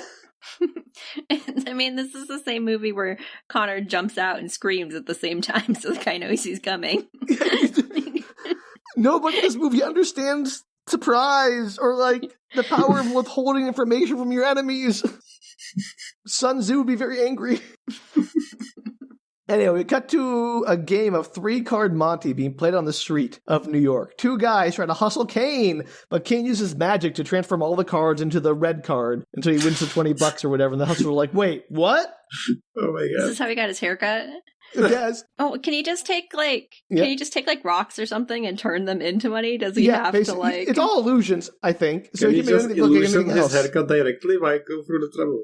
Just why not? He's just maybe they just illusioned it. How convenient would it be? You never have to buy clothes. You have to illusion them onto your body. Do you have to? Is that like maintaining a power? Do you have to think consciously about it, or once they're there, they're there? Because it would suck if you suddenly got sidetracked and they closed it. You're naked. But on the other hand, pretty funny. Questions, I have them. You and me both. So the hustlers confront Kane yo, give us our money back. Because, 90s. But Kane then magically makes the sunglasses disappear off of one of the hustlers' faces and appear in his face. And apparently the hustler was wearing sunglasses at night because fashion, I guess. I hear New York is center for that fashion. Yeah, sure. You don't see sunglasses at night frequently? They learned it from Japan, because in Japan, if you have sunglasses, even in bright daylight, people think you're a thug. It's not allowed. I am a thug. Yep. That's not the point. That would ruin my life. You have no idea how much light my eyeballs take. I do the same, and it's a weird thing in Japan. I always wear sunglasses, and people wear sunglasses look suspiciously all the time. You must be a Highlander then to be wearing sunglasses in Japan. Yeah, exactly. Or a tourist. They probably think you're a tourist if you're white, so it's fine. Yep. So the two hustlers, they back off. So now Kane has cool shades, I guess. Good for him. But also, that's not an illusion. Like, he literally transported the shades off his face to his face, like, physically. So I'm unclear what his powers actually are, because he's going to go beyond illusion. Maybe he didn't. Maybe he made it look like the ones just appeared on the one person's face and made them look like they appeared on his face. Well, then he maintains that illusion for the rest of the freaking movie, because he has the glasses permanently. Cut to Connor in his apartment. Everything is covered with sheets, clearly abandoned for a long time. He stares wistfully out the window at the lieutenant for a minute before turning on the TV to a convenient late-night news program interviewing Alex, the archaeologist from Japan. Yay! Hearing her voice, without even looking at her... Is she Japanese? No, she's American. Sorry, Phil. Nothing Japanese in this movie. Her assistant is Japanese, and that helps. Hearing her voice, without even looking at her, Connor looks up, suddenly wistful, and goes, "Sarah?" And we cut to a flashback, a woman done up in like a Jane Austen get-up in a manner of the same era with a great British accent. She asks Connor, "Do I know you?" And he says no. He's here to meet his friend Pierre. So this is actually France, so everyone has British accents, which is amazing. I'm sure the French will love that. The friend appears, introducing Sarah as his recently arrived niece. She's in need of taming, which Connor makes a very suggestive comment about. And apparently the uncle invited Connor to join them at the card table. This is like the 1800s or something? Something like that. Like 1900s? 17, 18, something like that. Yeah. Okay. The flashback ends, we cut to a bar, playing the same interview on the bar TV, which, no bar TV would have a late night interview with the archaeologist in Japan. Like, "Hey guys, we're going to watch the interview with the archaeologist. Everyone get your beers ready." Like, what are you doing? But very convenient that they have this channel on, because Kane is sitting there getting a drink and watching the interview very closely. Maybe the uncle of the archaeologist owns this bar and put it on so he can watch his niece's interview. Yeah, that's what happens. Exactly what happened. You don't know. Prove me wrong, Sam. Danielle, prove yourself right. As we've said many times, you have nothing to support your claims. Well, it's being played at a bar, so I feel like it's like on my side. Maybe this is like a bar trivia night. We're like, guys, pay attention. It's archaeology night at the bar. As Alex mentioned, they found an inscription carved into the rocks. And they're like, we don't know what they mean. We think that it might just be graffiti, ancient tagging. And Kane growls, "I know what it means." In her lab, looking at the inscriptions, Alex identifies it as early Russian and identifies what it says. Guess what it says? There can be only one. Exactly that. That's exactly what it says. Wow. I win. Does this matter in any way? I love bar trivia. Yeah. Does it matter that they say this in any way? No. Does this scene matter? No.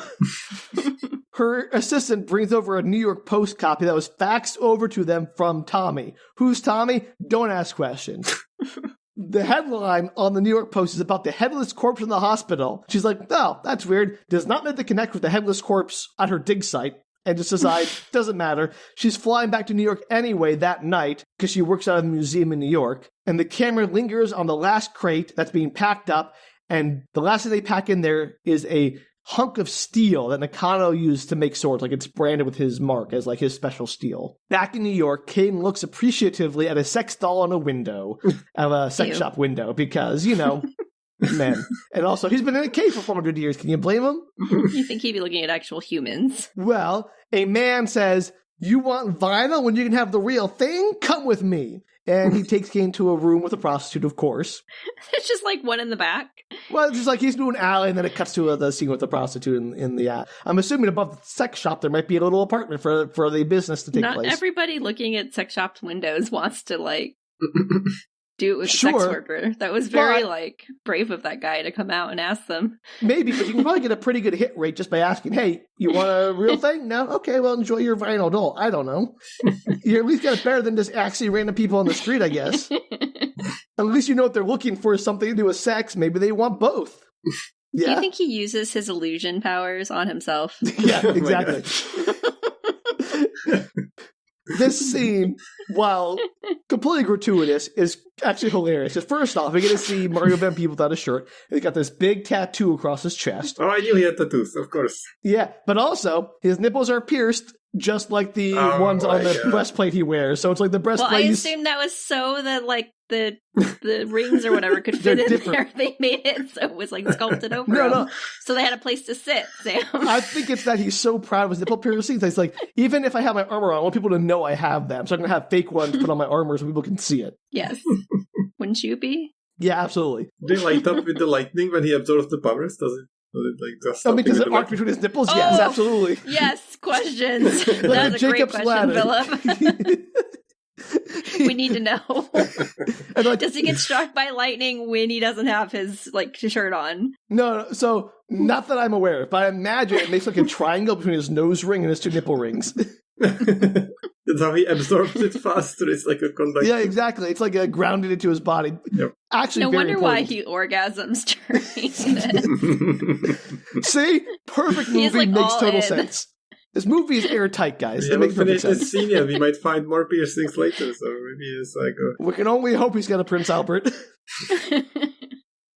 Love this. Anyway, I'm going to skip the scene, but there's just one fun joke where the prostitute throws him a condom, and he opens it and tries to eat it, and I'm loving the Kane fish out of water story. It's insane. And a little racist because it's the 90s, but also, yes, more evil Kane fish out of water bumbling around New York eating condoms. Yes. Very funny. Cut to the morgue. The lieutenant meets the coroner who says that aside from the decapitation, the thug was in perfect health, like a newborn baby, and there's no record of him anywhere. Why is this scene necessary? I don't know, because it ends there. Cut to the New York Museum of Ancient History, which isn't real, I don't think. Alex has identified the tartan pattern as a variant of the MacLeod clan, a branch of the clan that broke off in the 15th century because of a Connor MacLeod that was driven from his home, accused of having dark powers. So the pattern was altered by the father to honor his son, and no record of that branch ever since has existed. Until now. How big of the piece of the tartan did she steal? Enough to see the full pattern, I guess, 2 or 3 square inches. Quite large. 3 square inches, maybe, I guess. And that was the one they found in the cave, not the part she stole off the dead body. Oh, okay. So it must be that, MacLeod left his kilt behind when he was ejected from the cave. It exploded him out so fast it fell off his body. He's not really wearing his kilt. He's wearing, training gear or whatever. Sure. I don't make That's the rules. That's what he's wearing underneath the kilt. Okay. So Alex wonders if MacLeod was a Gaelic mystic who made his way to Japan. She also found that...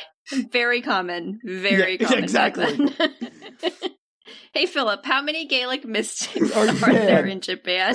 My neighbors have made Gaelic mystics, of course, everywhere. Really? That's quite a coincidence, Philip. So she also discovered that at the annual Clan MacLeod reunion in Scotland, because that's a thing that exists, an entry was made in the, guest book in 1986 by someone claiming to be a descendant of that branch. And also, why would Connor go to a reunion in 1986, the year after the Quickening and all the fights he had? Great question. But also, apparently, she contacted the clan reunion organizers and learned he lives in New York, and the clan's going to fax her his address. So, good for her, I guess. That seems sketchy. Yeah. Well, part of that, because all of it seems sketchy. All of it. Especially that you can just get somebody's address by asking. The 90s, man. More trusting time, I guess. As Alex works late into the night, a magic bird flies into the museum. Then Kane shows up asking, "What do you call this place?" She's like, "A museum." Oh, a museum. Ooh. There's a magic bird? Well, there was briefly. Don't worry about it. We'll get back to it. We just let that pass. There's a magic bird, and then also Kane's there, but ignore the connected. bird. They're connected, and we'll find out how later. Is he the magic bird? Is that how he got into New York? Did he fly there? Yeah. We'll get to it all, I promise.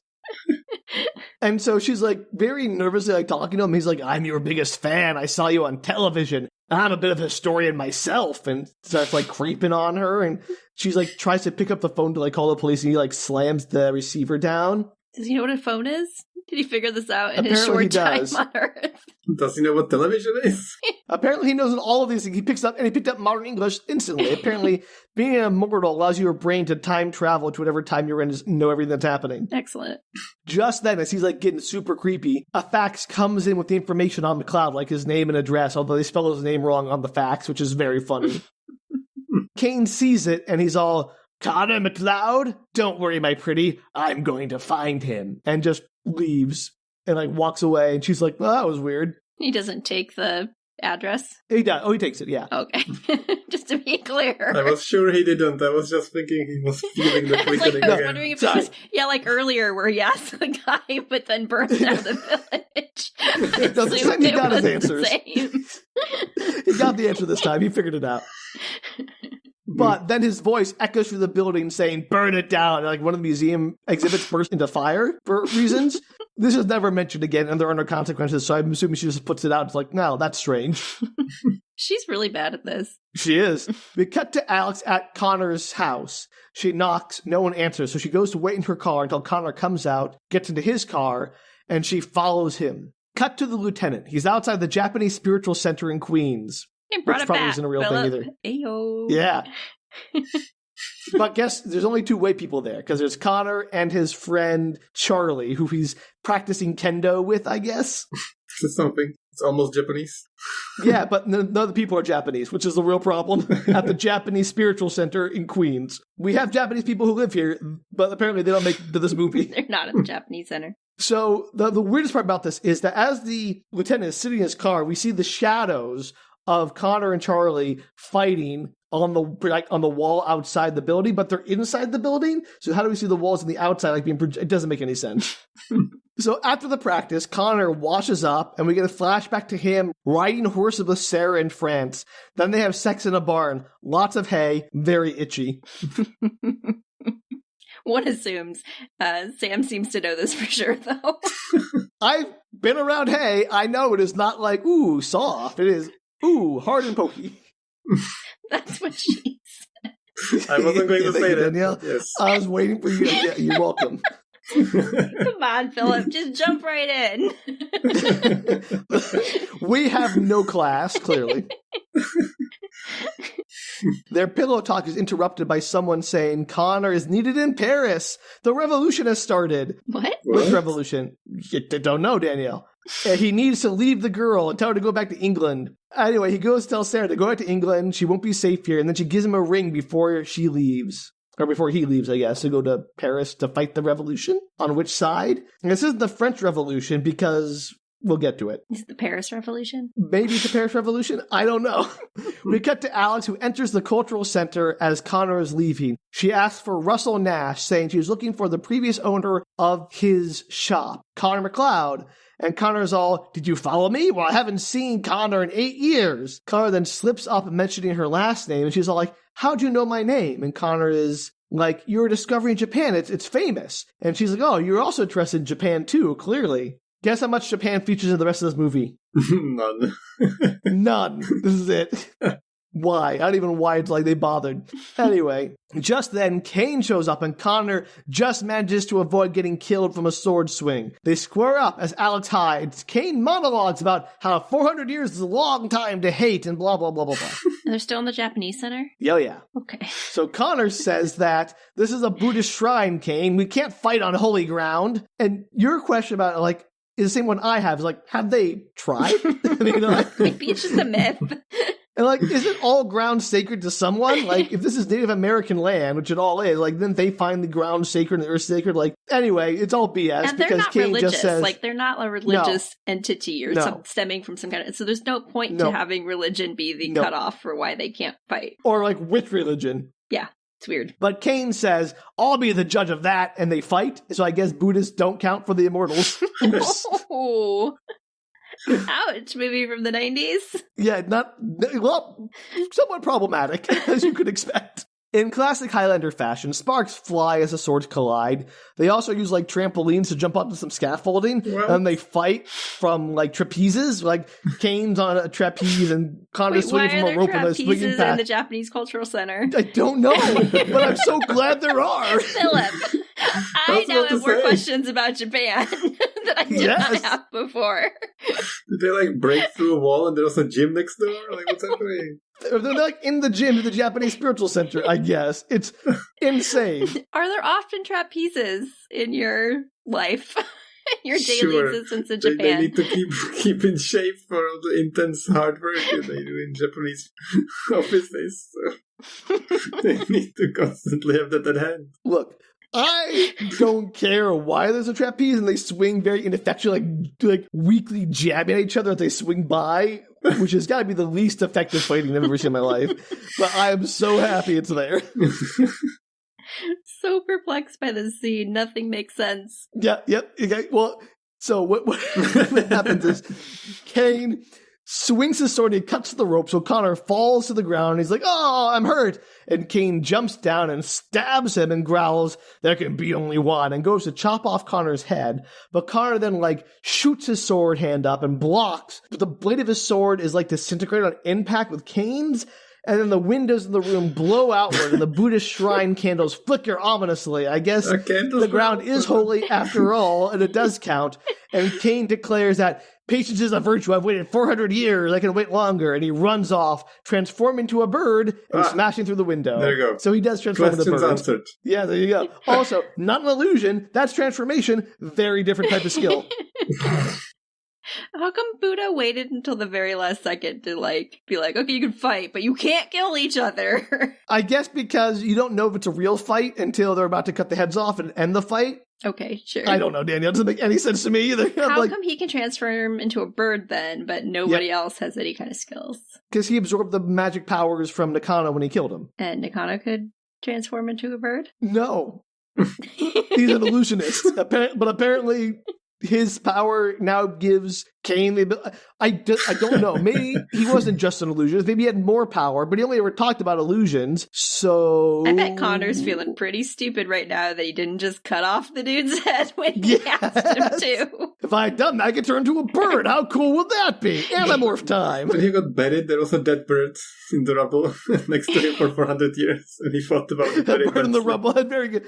His two compared to transform into something more useful, like a mole, and dig us out of here. Nothing has convinced me otherwise that they're not just suspended in time to you're going to give up your illusion, and he's showing him all the cool things he could do in the future if he just decided that he would cut off his head. I still think all this tracks. Danielle, I 100% support that theory. You've convinced me that this movie is all a deeply intelligent double fake where they're like, no, the illusion's there, but we're never going to break it. So the viewer is also experiencing the illusion with Connor. Yeah, it's an illusion of an illusion. So good. Brilliant movie. Should have got the Oscar for that year. Declaring it unwatchable, harsh Rotten Tomatoes. They just didn't understand his genius. Exactly, that's right. Still not as good as the second movie, and I stand by that. Get me more aliens from Zeist and more Michael Ironside. I mean, Mario Van Peebles is a good villain, but Michael Ironside, come on. So anyway, he turns into a bird and he flies out the window, smashes through a window of the cultural center and escapes. Outside, the lieutenant sees the light show from inside and radios that he's going in. Connor tells Alex, whatever you saw nothing. You don't know what you're getting yourself into. Stay away. And he runs off just in time for the lieutenant to yell at Alex, freeze, you're under arrest. For being in the cultural center? Apparently that's illegal in New York. Because he's not Japanese. Also, maybe the windows got smashed. Maybe he's petty vandalism. That's circumstantial that he just happens to be there and the windows are smashed. Well, no, it's just Alex who's getting snatched. Connor's long gone, and that's the guy he was following in the first place. Doesn't make sense. Well, Danielle, it's about to make less sense because we cut to them sitting at a pool hall. The lieutenant is telling Alex about Brenda, the girl from the first movie who helped them with the first case, but then, quote, they scraped her off a highway in Scotland 7 years ago. What happened? Yes. Why? Yes. So crazy. She could have just disappeared or broken up with him. Nope. Apparently, 1 year after the first movie, they were driving through Scotland. They got into a major car accident. Again, I'm inferring all of this because he doesn't tell you anything more than basically that. But he does say that she was killed instantly, but Connor walked away without a scratch. Poor Connor. He's got so much trauma. Everyone he's ever loved has died. So, here's the thing. If I'm Connor, I'm like, I thought I won the prize, and I'm mortal now, and also can make babies, but I can't make babies, and I'm also not immortal. What's the deal with that prize? Did I get the prize or not? What happened here? So, apparently the whole ending of the first movie, ignore it. Never happened. The prize that he was given was not real. It's all double fake. He just thought he got the prize, but he was wrong. He just thought he felt at one with the earth. Yeah, he's like, oh, I'm getting older. I can have babies. But wait, nope, I guess I was wrong. I'm still immortal because I murdered my wife in a car accident. Also, what an ignominious way to go for Brenda, just like removed off screen in a car accident. Yeah, that's like deeply annoying. There's so many things they could have done with her. Nope. They could have said, like, it didn't work out when they figured out that he couldn't have babies, and they're like, suddenly he realized he was immortal and broke up with her because he's like, I can't go through the trauma of losing another wife. Nope. Car accident, she's dead. Doesn't matter. I feel like this movie hates women. And or Connor. Yeah. It hates the women Connor's associated with. It also doesn't do a good job for women in general because, again, 90s movie, and they'll give women any very good roles, but, you know. Even more than that, like, it really wants the women Connor's associated with to suffer terribly. He can't be happy. Alex insists that she saw nothing, but the lieutenant tells her, stay away from him. And she's like, that's funny. That's what he said. So I guess she did see something. Oops. Cut to Connor in his home. He has a flashback to the revolution in France, whatever it might be. He's in prison facing the guillotine, but his friend, the one who told him the first time, has come to take his place. He tells Connor he's tired of this eternal life, and the guillotine will end his pain because it cuts off their heads, so that'll count. Aren't they going to know that somebody's playing him? No, so he bribed the guard to, like, let him in as I take his place. The guard's in on it. Oh, so got it. They're okay. Got it. And if they lose Connor, they've lost a great warrior against evil. Why is Connor the guy's like, you got to win the gathering, the quickening, whatever you call it, the game for us because you're the only one who can win. Like, why can't this dude win it? He didn't get captured like Connor does. He's not a chump. But apparently he's like, nope, got to take place of Connor. Any thoughts, Filip? Not really. Why is Connor the chosen one? Exactly.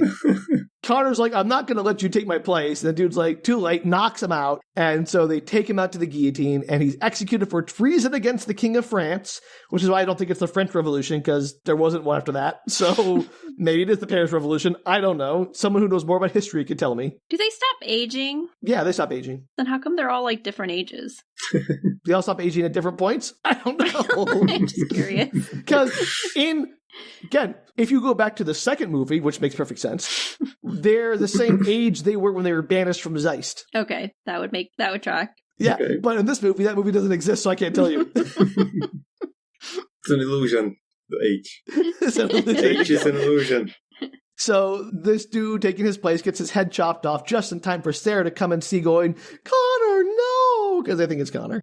Connor can do nothing but watch from the window in his prison cell before they eventually throw him out. Cut to Alex showing up at Connor's sweet penthouse, all cleaned up. He invites her in, and then gets a call confirming he's booked a ticket for a flight to Glasgow reasons. I thought Alex was going to stay away from him. Nope. Is he surprised to see her? Nope. He invites her in. He's like, come on in. He doesn't go like, get out of here, lady. As nope. if you can't be involved.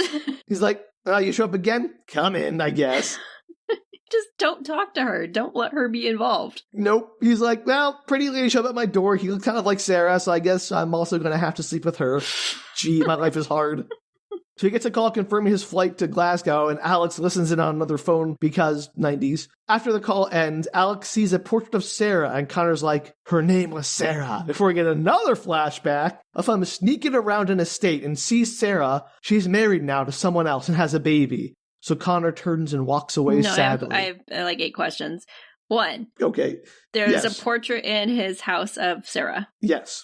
Like a little framed, small, like, picture, but a portrait, because, of course, there weren't cameras back then. So he just, like, brought it with him into the future. Yeah. Okay. Yes. And then, so he What? He gets released from jail because the other person dies in his stead, and he didn't go straight to Sarah and be like, hey, I'm actually alive? Nope. Let her get married and think he's dead for a long time for trying to track her down. Maybe he was like, I don't know, in prison for a few months longer before they finally let him go. But apparently she got married super quick then and gave birth in that same amount of time. So that'd be at least 9 months. I don't know.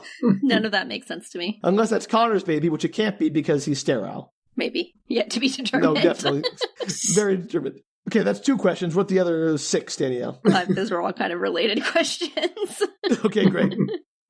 Filip, how you feeling? Lost yet? I'm a little lost, yeah. Not gonna lie. Compared to Hyperion, how convoluted is this plot? This is pretty convoluted.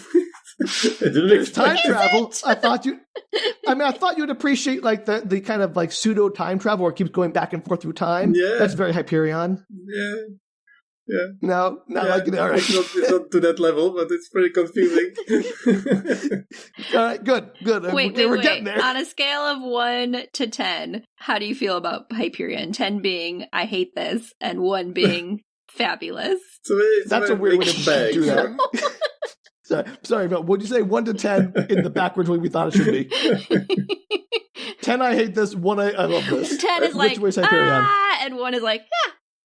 I think it's like 9-1 because I both love it and hate it. So your feeling is a 9 and a 1 for Hyperion. How are you feeling about Highlander? It's like a 6 and 4. Perfect. Very good. Love it. We found your happy medium. Here's the fun part. They both average to pretty much the same number. Yeah. Anyway, Connor walks away from Sarah with her new baby. He's like, well, that's it for Sarah. Back in the present, he gets Alex a drink, and she starts interrogating him about the MacLeods, the cave, and the legend of the Sorcerer Nakano. Connor is dismissive, saying she only thinks of business, and she gets up to leave. Alex looks like Sarah, right? Oh, extremely, but she's blonde, and Sarah was brunette. But they're like played by the same actor? Maybe. I didn't check. Probably. I didn't look. Maybe not. I didn't look that closely. Let me check that, actually. Yeah. Play with the same actress. Okay. But yeah, so what you had a question, or are you just confirming that? I was just confirming what this plot was trying to do. Yeah, trying to make them like. No, here's what I thought, which would be crazy. Is she like a descendant of Sarah's? Right. And he like, I had the mother, now for the great-great-great-granddaughter or whatever. Sometimes time travel plots do that. Yeah, crazy. This is not really time travel so much as just like Immortals, but do we ever find out why they're like identical? No. What? Seriously? It's like a whole plot point and it's never... Nope. Okay. She just reminds him of Sarah and that makes his heart ache. That's it? No. You seem unhappy. I am unhappy. Philip's unhappy. This seems slightly irrelevant, this whole plot, like in the past. Yes. Sure. Yes, very much so. I feel like half the flashbacks should have had the runtime. That's why I'm like confused, because I was like, why are we doing this? I just like to find to understand Connor's pain. Okay. And also, the first movie did a bunch of flashbacks, so we have to have this movie do a bunch of flashbacks. It's just the first movie again. It's like to see like what's gonna be the payoff for this, and if it's just like he was reminded and there's pain, then there's no payoff. The payoff is the movie. The movie is the payoff. That's why I was like confused and slightly disappointed, because I was like, what's this? Philip, I'm sorry. You gotta make your expectations much lower. Yeah, did you learn anything from Hyperion? Yes. Should have, yes, touche. You have to come in with 0 expectations to a Book Retorts episode. And 0 payoff. That is the right way to points. do it. Yeah. So after Connor's all dismissive of her, she gets up to leave, but stops, seeing the hilt of his sword, the one that was broken yesterday, and she's all, what's this? Looks familiar. And she like picks it up and tosses it to him. But this is the most confusing part of the movie for me. The sword flies through the air. It like hits a cloth, and the cloth like wraps around it, and it like transitions to a flashback by doing that. And we're at a battle scene where some dude on a horse is yelling, "Death to the MacLeod!" Like it's like the war scene from the first opening of the first movie. And then we transition, like we crossfade to Connor in a trench coat overlooking the presumably long gone battlefield. Then we crossfade to Alex typing on a computer, looking up Scotland on the computer. Then back to Connor wandering around the ruins of his old castle where his first wife Heather was killed. So he's come back to where it all started, seeking strength. Okay? That was very abrupt. It makes no sense in the movie. Like, so it's taking place like a confusing after that 4 scene? seconds. Yes. That doesn't make any sense. So there was that scene with him and Alex. She tells him the hilt of the sword. There's a brief 3-second flash back to a battle in Scotland, which transitions quickly to the current time, which takes place later after he's already flown to Glasgow, like his plane ticket said he was. And now we're in that scene, but also Alex is researching stuff on her computer at the same time. So I got so lost. I had to watch 4 times to figure out what the heck had happened. Why did he go back to Scotland? Seeking strength from where it all started. So he's in the middle of this epic battle with this dude in New York. Yes. And he's like, 100%. You know what I need? A break. I need a break to go get strength. So what he does is he digs out some forging tools that he buried under his castle in Scotland and hefts them aloft triumphantly. Back in New York, Alex knocks over the block of steel from Nakano, like the steel he used to make his sword, and it's like, and holds it up and remembers Connor's sword shattering and starts looking up sword forging info on her computer. She's gonna learn how to sword forge while he's gone on his week-long trip to Glasgow. So much dumber than that. Meanwhile, Connor is trying to forge swords on the moors of Scotland, just out in the open. He sets up a fire pit or a forge just in the middle of the field. He's like, I'm going to make a sword. Doesn't he own the property still? His family? I don't know. Very unclear. But he fails. He's always he gets frustrated. He's failing to make a sword. It never comes out right. He can't seem to figure it out. Cut to Kane. Remember him? He's still around. I don't remember him. He's in a brothel just having a break. He has only now, after taking the facts, broken into Connor's home. Weeks later, he's chilling somewhere. He's like, man, this 20th century life's pretty great. Exactly. He's got everything he needs.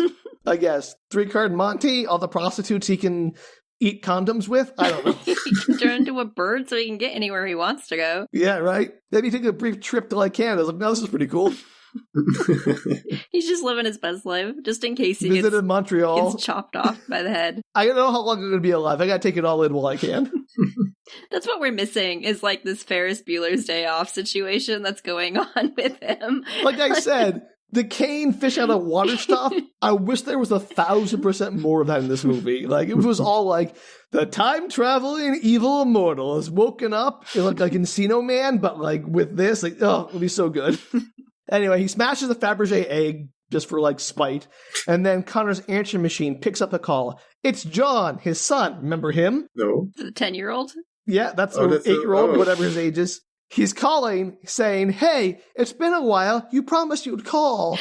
And in case you forgot... You left me in wherever he's in the Middle East somewhere still. Yeah. And he's like, in case you forgot, it's Marrakesh 1442. What? Love you, Daddy. What? This poor kid. Yeah. So it was Morocco. Got that. Nailed it. So I gotta say, props to the movie. It really gives you the visual language of Marrakesh, or at least what a movie thinks Marrakesh looks like, which is not true. It's what it really is. So the kid's been saving up for this phone call to internationally make and then finally... International phone call in the 90s from Marrakesh to New York. Yeah. And his number, call me Marrakesh 1442. So if you just, punch in, operator, get me Marrakesh 1442, they'll connect you to the right house or something. They had phone numbers in the 90s, right? I'm not crazy, am I? This isn't the operators are connecting to, New York number 7, please, or whatever it was. It's probably the international code to dial before you get to the actual number. I thought they were all 2-digit numbers for the country codes. What they were in the 90s, Sam. Okay, my mistake. I didn't realize they changed. Anyway, this bonkers. Poor child. Yeah, well, it gets worse because Kane sees a photo of John on Connor's desk and is like, ooh, Daddy, and stalks out with a smile. Because he's the best. Cut to Connor. He's given up. He can't forge a sword. He's sitting down, dejected on the moors of his ruined castle. Then Alex shows up, wandering out into the middle of nowhere in Scotland to find Connor. How did she find him? Don't know. Real good question. All she had to go on was a phone call she overheard saying he had a ticket to Glasgow. Well, at least there's something. I thought she wouldn't even know she was in Scotland. So she knew it was in Scotland because he got a phone call. You got a ticket to Scotland for tomorrow. And she's like, cool. But apparently she just managed to wander around all of Scotland. It's like, oh, I know where he is. The ruined castle where his first wife was murdered. If she's immortal, hear me out. If she's immortal. Okay, she's an immortal. She would totally be drawn to him. So all she'd need to do is arrive in Scotland to Glasgow, and then she could probably find him from there.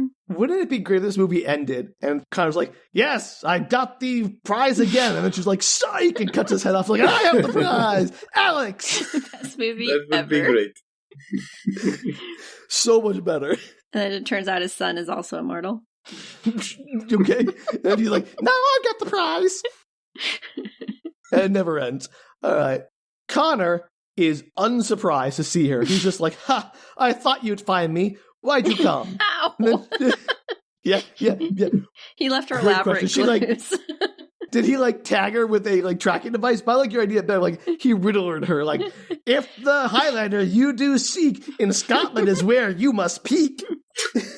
And they're sent to her 2 days after he left, and then next one the next day. If she gets to this point, there's a letter left to this person that's telling her, go on to this spot. And now she's here. Yeah, exactly. That's gotta be it. He riddled her. It's great. I really want to follow all the side characters as they get to their places. That's what this movie really should have been. This movie, I get cutting out travel in movies because, okay, we know what's happening. They're just on a plane for 18 hours or whatever. But in this movie, we have no idea how anyone's getting anywhere. That's what I want to see. How? Bonkers. So why is she there, do you think? To remind him that he has a son. No, she gives him the hunk of steel from Nakano and is like, I knew you were trying to forge a sword, I guess, and knew you were failing at it, so here's this magic iron from the cave of Nakano that I'm just going to give to you, and I think you should have it for reasons that I'm not going to tell you. Again, you could travel with anything in the 90s. It's just a hunk of steel. It's not anything weird. It's not in the shape of a sword yet. It's a little weird. Okay, it's a little weird, but still. Going through TSA and you're like, just my chunk of steel. It's only 2 inches by 3 inches, so it's not massive. But it's nonsense. She's like, how does she know he was trying to forge a sword and that he was failing so miserably at it? Philip, I need an answer. Yeah, it's just just over here shaking his head. There's no point. Okay, great, perfect. We've broken Philip again. With things at points. I'm starting to feel bad inviting Philip onto our podcast because every time we bring him on, his brain melts. I feel bad about it. I'm scrambling for some sort of reason to do this. And he keeps saying yes. That's the weird part. And maybe he's like Kane and loves the pain. I feel the quickening. I have to come. That's the. That's it. This is the gathering of nonsense. There can be only one of us left at the end of the series. Do you have lightning pitbulls? A magical gathering or whatever, feeling force or something. Would you call it the quickening? It's one of the lamest names you could come up with. It's excuse me, it's awesome. Especially when Sean Connery says it, the quickening. I have to look up what they say in Czech because I didn't feel that Highlander. It's the quickening. They don't call it the quickening in Czech. I don't know what they call it, but I definitely don't remember anything along the lines of the quickening. You should watch it with dual language and switch back and forth and see how they compare. Definitely. So Connor is elated to have this steel from Nakano because apparently the only reason he was failing to make a sword was because he didn't have the right magic metal with him. And not that he's not a master sword craftsman like Nakano is. He's probably learned that over the years, Sam. I mean, he's been alive for 1,000 years. You would hope. Now we have a montage of Connor forging a new sword with that steel. Alex just sits there watching because what else is she going to do? That's not epic music. Oh, yeah. Connor makes a sword and does some, forms with the sword, then practices rowing across a loch for some reason, and then runs across the beach as the camera, flies over and zooms around. They clearly rented a helicopter for the day. They're like, we gotta get our money's worth. We gotta take so many helicopter shots. It's 3 or 4 minutes with a helicopter as this long ballad song plays while he's doing this montage. Alex is God, I wish I brought a book. She's like, I've been here 3 weeks. I'm so bored. So after the montage, Alex and Connor exchange a few words about how long Connor has been alone. She's like, you've been alone so long, and you can't let anyone in because I grow old and they die. And she's like, yes, it hurts too to see them die. He actively murders all his wives. Yeah, right? Alex then she says the line, I know who you are. You're Connor MacLeod, born into the clan MacLeod in Glenfinnan on the shore of Loch Shiel. You were driven from your home in 1536, and then Scottish drums swell as Connor says, and I cannot die. Alex continues, and have wandered the world ever since. How did she figure this out? Got questions. I don't know. Then they make out and have sex, so go figure. She's like, yeah, Immortals. So they start making out, and then they just are in some bedroom somewhere, not in his, like, ruined castle. I don't know where they go for this, but they found a place. And it is, wow. This is like, hey, guys, maybe tone it down a notch. Like, I know what you're going for, but unnecessary, but impressive. So good for them. They went for it. Also, even though this is the 90s, like 1994, it's the most 80s music ever. It's so good. Awesome. So we cut to a Scottish inn. Bagpipes are playing, and people are dancing around in the common room. So I guess this is where they went. They found a Scottish inn somewhere. Connor is told that there's a call for him. It's Jack. Remember Jack? The son? No, the dude he left in charge of his son. Is the son dead? The son's name. No, better. John, apparently, is headed to New York. He's like, what are you still doing in Scotland, MacLeod? John is on a plane to Newark. You told me to send him to Newark just now. And Connor's like, oh yeah, okay, I'll meet him there. And he's like, apparently through subterfuge of some kind that we never see, Kane called Jack is like, hey, send John to Newark and I'll pick him up. So he did a, like, Connor MacLeod accent? He probably did an illusion to look like or sound like Connor. So we cut to the scariest place so far, the Newark airport. John has arrived and makes his way through customs as Kane pulls up out front and heads inside. Cut to the lieutenant who says they just found Nash. He's also just landed in Newark, so they head out. And I'm like, the NYPD doesn't have jurisdiction in New Jersey, so I don't know what they're doing, but here we are. Tense music plays as John, Connor, and Alex and Kane all wander around the airport. Connor gets into the line for customs, starts like cutting in front of people. Then he sees John and Kane just up ahead. But as Kane walks behind a pillar, he emerges and appears to be Connor. He's transformed to look like him. Oh no! John sees him like, Dad, and runs up and hugs him. So those little kids, like, going through customs alone? Yep. They don't even have, like, an attendant with them? Nope. Really? So the woman at customs is like, oh, you're traveling alone? And he's like, yeah, but I'm meeting my dad. He's picking me up. And she's like, cool, go on in. Okay, that's not how that works. Apparently it is. Welcome to the country, kid. Get to work. I traveled in the 90s as a child. They, like, give you someone. Nope. John's just like, it's fine. Anyway, Kane looks like Connor, so they wouldn't be like, oh yeah, that's the right dude. So there, Kane thought of everything. He's a smart one. So he's got a son now. Yeah, well, Connor, the real Connor, starts sprinting through the airport, bowling people over before being nabbed by the police. Meanwhile, Kane pushes John into the car before he turns back into his own form, and John sees this, is like, who are you? And doesn't try to get out. Instead, Kane just laughs and says, I'm a friend of your daddy's, and drives off. Plot twist, he's a better dad than Connor is. Yeah. So, do you remember the first movie? There's this long scene where the Kurgan, like, kidnaps an old lady by, like, hijacking her car and terrorizes her by driving crazily around the city. Oh, yeah, I do remember that. Well, it's time for that scene. This time, though, it's with Kane and John. Kane is driven out onto the runway, apparently, and is driving towards, like, a jet's landing. John's like, we're going to crash! The jet's landing! And the jet disappears. It was all an illusion! What? And then he swerves onto the highway and is like, driving crazy, like he rips off the steering wheel, like, oh no, you take the wheel, John. To be fair, he's not ever driven a car. No, but apparently he's doing super well. And he's just sort of like a maniac. He's doing crazy stunts, driving people off the road, like pretending to crash into things, and an illusion happens, like kicks out the door on John's side, like pushes him out and says, keep your eye on the road. The kid like forces his head down towards the pavement. The kid's just being completely terrorized for reasons that are unclear. It's because, you know what? John's had a really depressing, kind of boring life, and he's just trying to be the cool uncle. Yeah. Yeah. Cool uncle. I'm kind of on his side here. Meanwhile, Connor's being interrogated by the police. He keeps telling them that he's got my son. They're like, what son? You have no son on the record. You're a liar, Nash. Then the lieutenant goes in and he's going to interview Connor, but Connor just refuses to talk. And they're like, well, without a confession, we can't hold him. So they let him go. And I'm like, these police suck. Why did they arrest Connor in the first place if they had nothing? And what was their plan? That he would admit fault.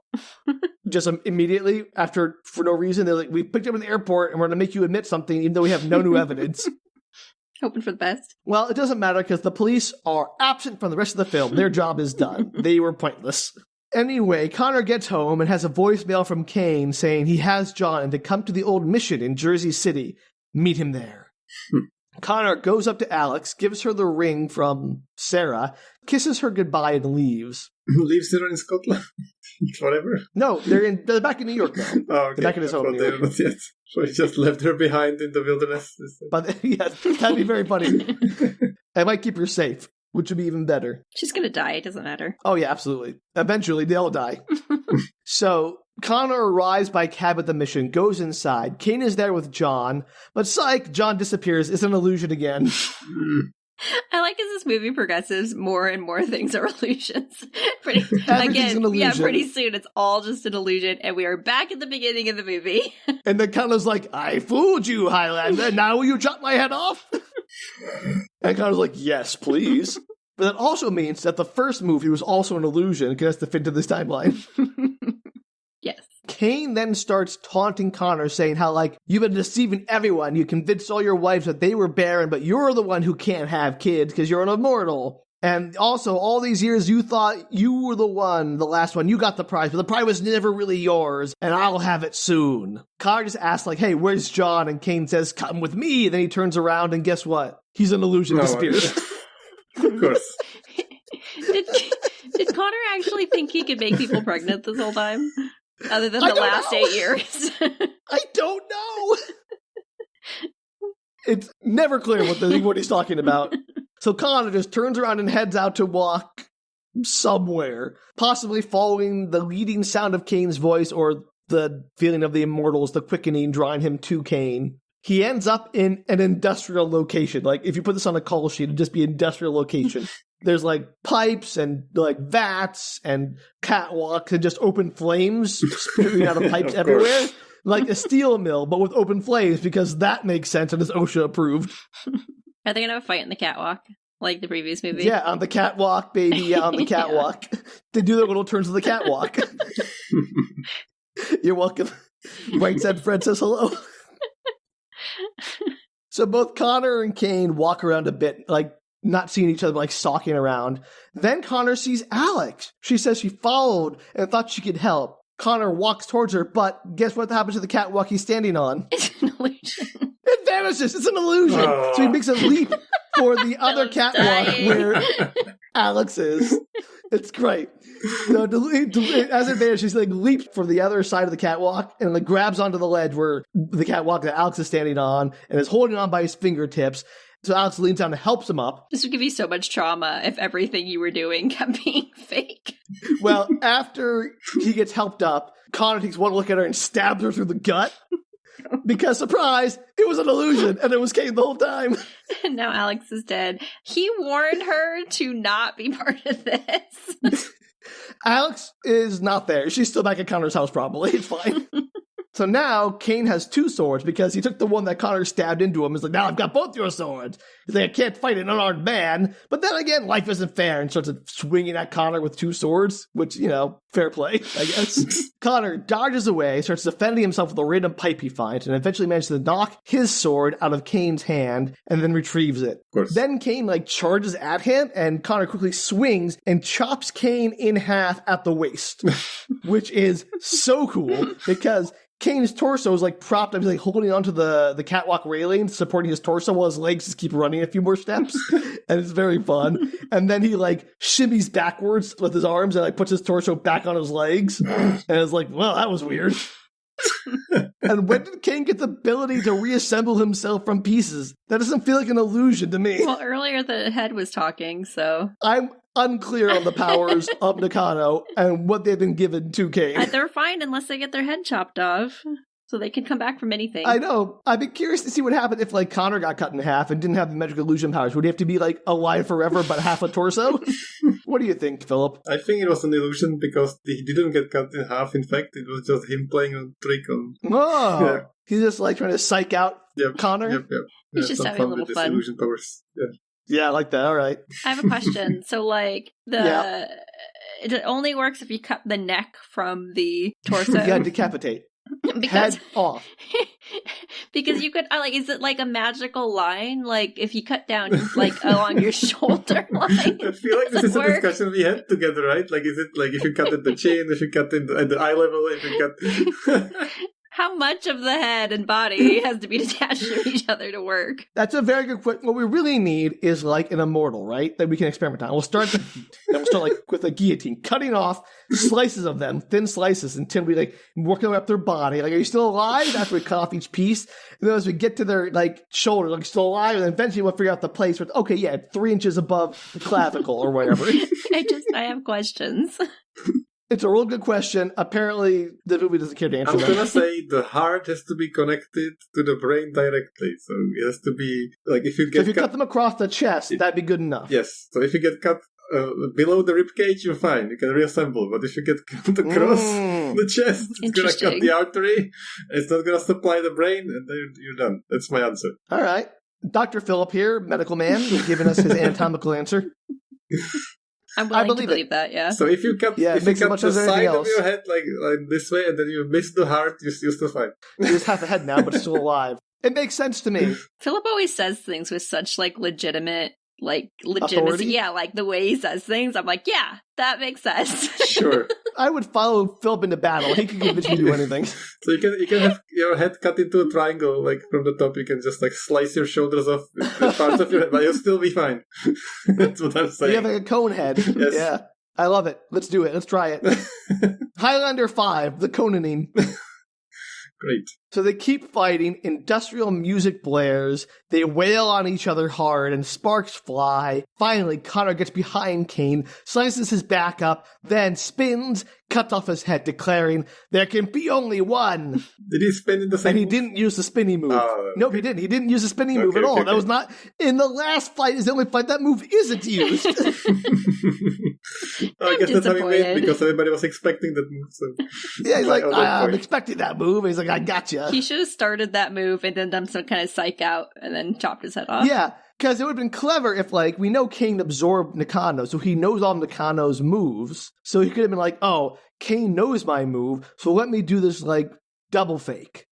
But nope, he just gets behind him and cuts his head off, so it doesn't matter. Were Kane's nipples exposed at this time? Yes, absolutely. Nipples totally exposed. So when he absorbed the power through lightning, did we see the nipples being lightninged? No. I wish it was like a cartoon skeleton where you see like an outline of his body with the nipple rings. That's the lightning strikes through him. To get answered.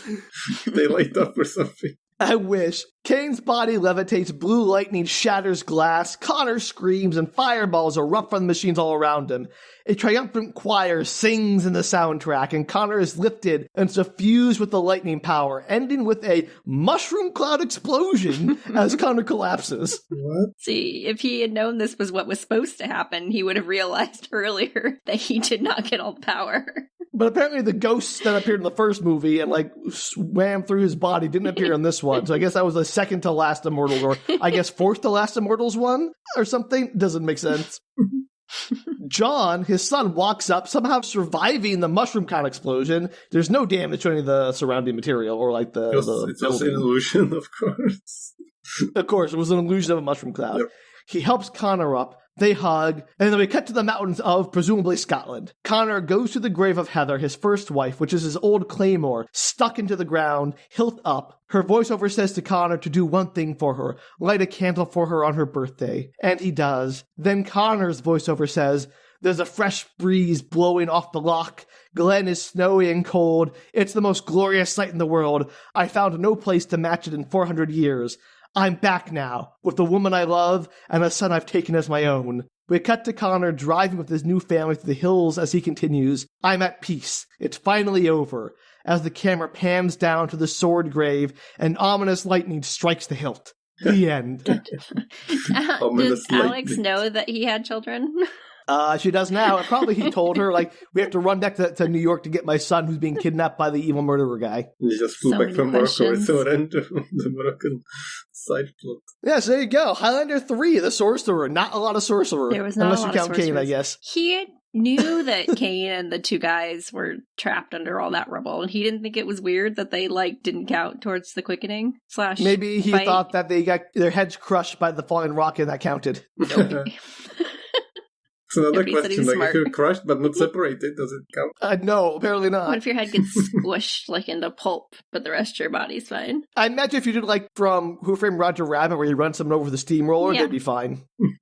Oh, I can't believe they didn't use that in any of those movies and then have somebody like inflating it. It feels like something that would come from one of these movies. These movies try to have like a noir and gritty feel, but honestly, if they did like a Who Framed Roger Rabbit version, I would love that. I mean, Who Framed Roger Rabbit is a little noir and gritty.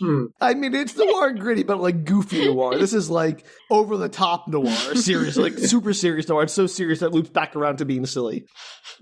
So to answer all your questions, did it fill in the blanks about the Immortals and what happened to them and everything? No, of course not. They were aliens. They're not aliens. They're immortal for reasons. Don't worry about it. So many questions. I want to believe the first movie is real. The second movie is also real. The third movie is the illusion, like you said, Danielle, which is why it doesn't fit in with any other continuities. And then we'll have to see about the fourth and fifth movies. Okay, you mentioned the title, The Final Dimension, has some meaning. Yep. So is it that the dimension is the illusion? It could be the final or the final conflict, which it isn't, because again, 2 more movies of conflict plus 2 TV shows, 3 TV shows, something like that. What happens in the other movies that would like... Oh, Danielle, we will find out someday, I'm sure. I have questions. Don't ask questions you don't want the answers to. But I kind of I will force you to recount all the Highlander movies. I will not remember this one any better. So, like, this is my thing. Like, the whole point of the movies, and this is why I think the second movies might be better, because the first movie had a finality to it. Right? It had the contest. They all came together. He won the prize. Movie over. The second movie was like, okay, what happens afterwards when he grows old? He's no longer immortal, but the world is still not perfect. And he has to like try to fix it. And then how did he get there? And does his past come back to haunt him from his original banishment or whatever? From how they became immortals. So that still fits in. And this movie was like, well, he didn't really win the prize. So new immortal just here for fun to make more sword fight. So canonically, is the second movie after the third movie? So canonically, the second movie doesn't exist. Yes, I know. But technically speaking, it's in the future, right? It's like decades past this one. Mm-hmm. So theoretically, now that he's able to actually grow old, this is the second movie is what happens. Assuming this wasn't another fake out, there aren't more immortals in the other 2 movies. The whole there can be only one doesn't make much sense. And don't forget, there was a TV show running at the same time about his cousin, who was also an immortal. There can only be lots of them. Yeah, like, there can only be one, except for all of these guys you forgot about. Those one buried in the cave, and also, like, his cousin. There can only be one in each dimension. There's an animated series that takes place way in the future, so that's also more immortals. I don't know how that fits in. Maybe there can only be one at a time on the planet, and then, like, if the aliens send more, then there's more, and there's, like, another quickening. What about the ones trapped in the cave? I am assuming, again, like we talked about earlier, that they're, like, they're, like, somehow below the surface of the Earth. It doesn't, like, register. The quickening's like, oh, I can't penetrate rock. It's like Wi-Fi. It's like Wi-Fi. It gets blocked by too much material. Their life force wasn't registering with the vibe. So, Filip, on a scale of 1 to 10, 1 being the worst, or 1 being the best, and 10 being the worst, how much do you regret coming back on this podcast? Which one's the best, which one's the worst? I don't regret it at all. Of course not. 10 is the most regret, 1 is the least regret. 1, of course. I had much more fun than actually watching this movie. I think if I watched this movie, I would be very angry because I wouldn't get anybody to talk to. I got Danielle to watch the first Highlander movie after our first episode because it's amazing. It's a classic for a reason. Yeah, it's so good as a cat movie. I'm not sure I can convince you to watch the second Highlander movie, and it's so hard to find the alien version. Like, the only one that's out there is the one that, like, cuts all the alien stuff. So I wonder which version I saw. I always watch this like a lot, and I always like the second movie better, and it's like years and years ago, and then I never watched it again, and it was on Czech television, so I don't know if they had like the other version or not. Yeah, they're quite different. They're like entirely different stories. It's kind of remarkable. So I'm definitely watching the alien version now, and first one as well. Yeah, absolutely. And of course, Highlander III, the Sorcerer, you can see a bunch of nonsense. It's basically the first movie again, but like with a little Japanese side quest. It's alarmingly similar. It's virtually the same movie. It's basically said that the same the bad guy, if Mario Van Peebles hadn't brought his crazy sexual energy to the movie, it would have been exactly the same, like, bad guy. Like, it would be exactly the same bad guy, exactly the same stakes, exactly the same love story again. But what a choice. Like, I don't understand what they thought they were doing with that movie, but... Oh, no. I just looked up, are there Highlander books? Of course. And of course, there's novelizations of the movies, there's comic books. But there is a series. There is a series, and it's another one of those, like, first one is Beyond the Highland Mist. That sounds innocent. But the second one is already To Tame a Highland Warrior. No. The Highlander's Touch, Kiss of the Highlander. No. And it goes... No!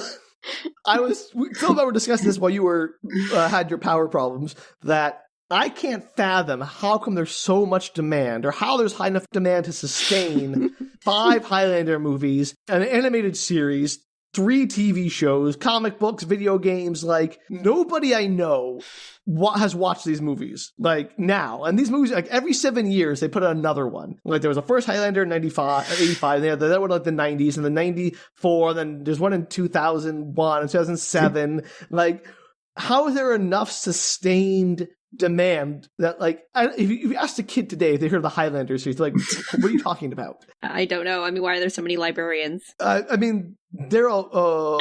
Phil, please don't share that cover. Just waiting for him. It looks like a BDSM version of the Highlander. The Highlander books look uncomfortable. It's a blend of sensual fantasy, thrilling adventure, and breathtaking magic. And then scroll down to the end of the description of this book series, and it says, Mrs. Moaning's storytelling skills are impressive, her voice and pacing dynamic, and her plot as tight as a cask of good Scotch whiskey. Wait, who's the is he Mr. Moaning? No, Miss Moaning. Karen Marie Moaning. Karen Marie Moaning. That's gotta be a pseudonym. That's exactly why I said the name, because it's hilarious. If for the listeners, the book cover is a giant moaning. It just says Karen Marie Moaning with 3 naked male torsos. They've got, like, one's got a tartan thing going on. One has maybe nope. Yeah, nope. That's also it's another tartan, but it's just blue colored. It kind of like ropes for a minute. Yeah, I didn't even notice it was tartan at first. Yeah, the third one is not. He's just naked. Well, I guess if, Danielle, you want to get on a Highlander app, you could read the romance novels and report back. They look amazing. Yeah. Again, I had no idea the breadth of the Highlander universe. And again, I can't fathom who's asking for this. I am asking. Everyone. Who was asking for this in 2007? Filip is. For sure, I am asking. I didn't know I needed this. And Christopher Lambert is still alive. Pretty fit. It looks like it's doing well. So bring him back. It's like a sequel time. I'm all aboard. I'm just, like, really impressed because I did not realize that there was enough, like, cultural penetration of Highlander to make it have the same kind of... No, I chose them very purposefully. The same kind of, like, before Disney bought Star Wars, there was more Highlander content than Star Wars content, basically. This is what, like, a whole generation grew up with, so... It's very famous, the original. Yeah. Yeah. It's like Tremors, Sam. There's like 8 million Tremors movies and those are like cheap movies that no one cares about. I care like my about parents, Tremors. it was a huge deal. Like Braveheart and Highlander. Yeah, I'll put those on the same scale. Same movie. Same quality. But I guess I was just ignorant of how big Highlander was because I've never talked to anyone who, like, outside of watching the first movie as, like, a kid, knew anything about Highlander. None of them heard of the animated series. I saw, like, 1 episode on the TV show when I was a kid, didn't know what it was. No one saw the 2nd or 3rd movie or, 4th or 5th or whatever. I'm gonna say it's because of the, like, non-apologetical, high class, no, not high class, but, like, very fantastical. No, opposite of that. Very fantastical, like, high production schlock. Because at the time, there wasn't any fantasy, sci-fi, like, nonsensical, fantastical stories. And if there were, they were complete nonsense, like, low production CD movies. Oh, yeah. And Highlander makes perfect sense, airtight. And this makes sense Highlander, to me, Sam. It's like really famous actors, really high production, really expensive cinematography, and like a very out there concept that people could just, laugh about. So I think just I was going to say this. People. Remember that Connery came back for the 2nd Highlander movie. He did not come back for the 3rd. I think he felt burned by how, like, he got dumped on in the 2nd Highlander movie. He's like, I'm not going back for that. But Christopher Lambert is like, yeah, I'll do it. I don't care. Yeah, sure. I respect him more for it. I wish Christopher Lambert came back in the newest Mortal Kombat movie. That would be great. Yeah. For Danielle, Christopher Lambert played Raiden in the Mortal Kombat movie in the 90s. I did not know that, but I have seen that movie. You did not know that? Yeah. It's been a long time, though. This life masterpiece is its best role ever. Now I kind of want to watch Mortal Kombat. You should. And Ninja Turtles, since we're in that genre. Same movie, right? I like how that's the same. They're pretty similar. Yep. Well, there you go. Much too much time spent on Highlander 3, the Sorcerer / the Final Dimension / the Final Conflict. Astounding amount of time. This movie was bonkers. There was so much going on, and you would think, oh, this is just like the first one. I could skim over a lot of it because it doesn't matter. But, no, because it all matters in the weirdest and craziest ways. And none of it makes sense. No, not a single bit. That's the impressive part. Not a single thing made sense to me. It was just a series of things that happened for no reason. How did anybody get anywhere? The forward motion on this is amazing. Yes. I just love how characters appear in cities across the planet just when they need to for no reason. Okay, maybe the immortal thug snuck his way onto a plane or a boat and got to New York and was drawn to New York because of the gathering and found Connor because of the quickening. Sure. How did Alex find Connor in Scotland? That's nonsense. No way. None of that makes sense. Yeah, crazy. I assume What's-His-Face flew there. Now that we know he can turn himself into a bird. Oh, you mean Kane turned into a bird? Yeah, that made sense. That makes sense. But how does Thug do that? I don't know. Maybe he also could turn himself into I don't know. Maybe he turned him into a bird and sent him on his way. Turned into a whale or a dolphin. And swam. That must be it. Oh, I know. Well, I cannot thank you enough, Filip, for coming back and subjecting yourself to this deluge of nonsense that maybe ruined a happy childhood memory of yours watching this movie. It was a delight. As you accurately guessed, one of my childhood cherished memories watching the Highlander movies. I thought it was 50-50 if you'd watched Highlander. I was hoping it was a much lower chance you'd seen any of the sequels, and I got lucky, and I'll take it. At the time I was into it, there wasn't any way for me to get the sequels because the Czech broadcasting network hasn't decided that they would broadcast the sequels. So Go figure. Bad luck. Yeah, I'm going to say that's probably them protecting the Czech public. Lots of these franchises I used to watch as a child, I was shocked there are so many sequels because I wouldn't know until I got the internet and there's 7 Rocky movies? No, that one they did, but of course. Hellraiser I was obsessed with. Oh, the first sure, two movies. yeah, Clive and Barker. Then I found out there's 10 of them, and I was like, what? Where did that come from? All right. Well, maybe we'll do those one next for Spook Retorts. Too bloody for this show. I mean, we're not going to show it. What are we going to do? It? I mean, talking about it is... I did House of Wags. That was pretty gross. Okay. We actually don't show the movies. We discuss them in our own crazy way. So if you want to watch the movie, I encourage you to do so and make sure the artists who produce them get their fair compensation, but not the mega corporations because they suck. Yeah. Yeah. And if you want to support loosely defined artists doing work, you can help support us at patreon.com/bookretorts. Maybe we can make ourselves more art by using more money, eh? Hey, you can also message us. Where are we putting that? Yeah, that's fine. That's good. You can also message us at our website, bookretorts.com, or on Blue Sky at Bookretorts. At Bookretorts. Yeah, very good. Throwing me And Filip, if they want to write in and tell you how much they enjoyed your guest appearance, where can they do that? You can find me at mindduckbooks.com and my podcast. And you'll find all the contacts there. It's all on the social media everywhere, so you can message me on Instagram, for example. And if you want a slightly more intelligent discussion of media, you can check out Mind Duck Books, an excellent podcast that Filip hosts with a variety of people. I wouldn't say it's more intelligent. Yourself included. You approach the books with more intellectual curiosity than we do. I like to overthink stuff, so I need to talk about it and kill people with my overanalysis. But I don't feel it's very intelligent. So that's why we get along so well. It was great. Thank you so much for putting up with Highlander 3, the whatever you want to call the title. I cannot wait for the next Highlander movie, but it will be a while because I gotta spring it on you when you forget it all again. I mean, 2 episodes from now. Well, until then, say it with me, everyone. There can be only one. You guys just say it. There can be only one. Fine, I tried. Too much lag. All right, bye. Take care. Goodbye.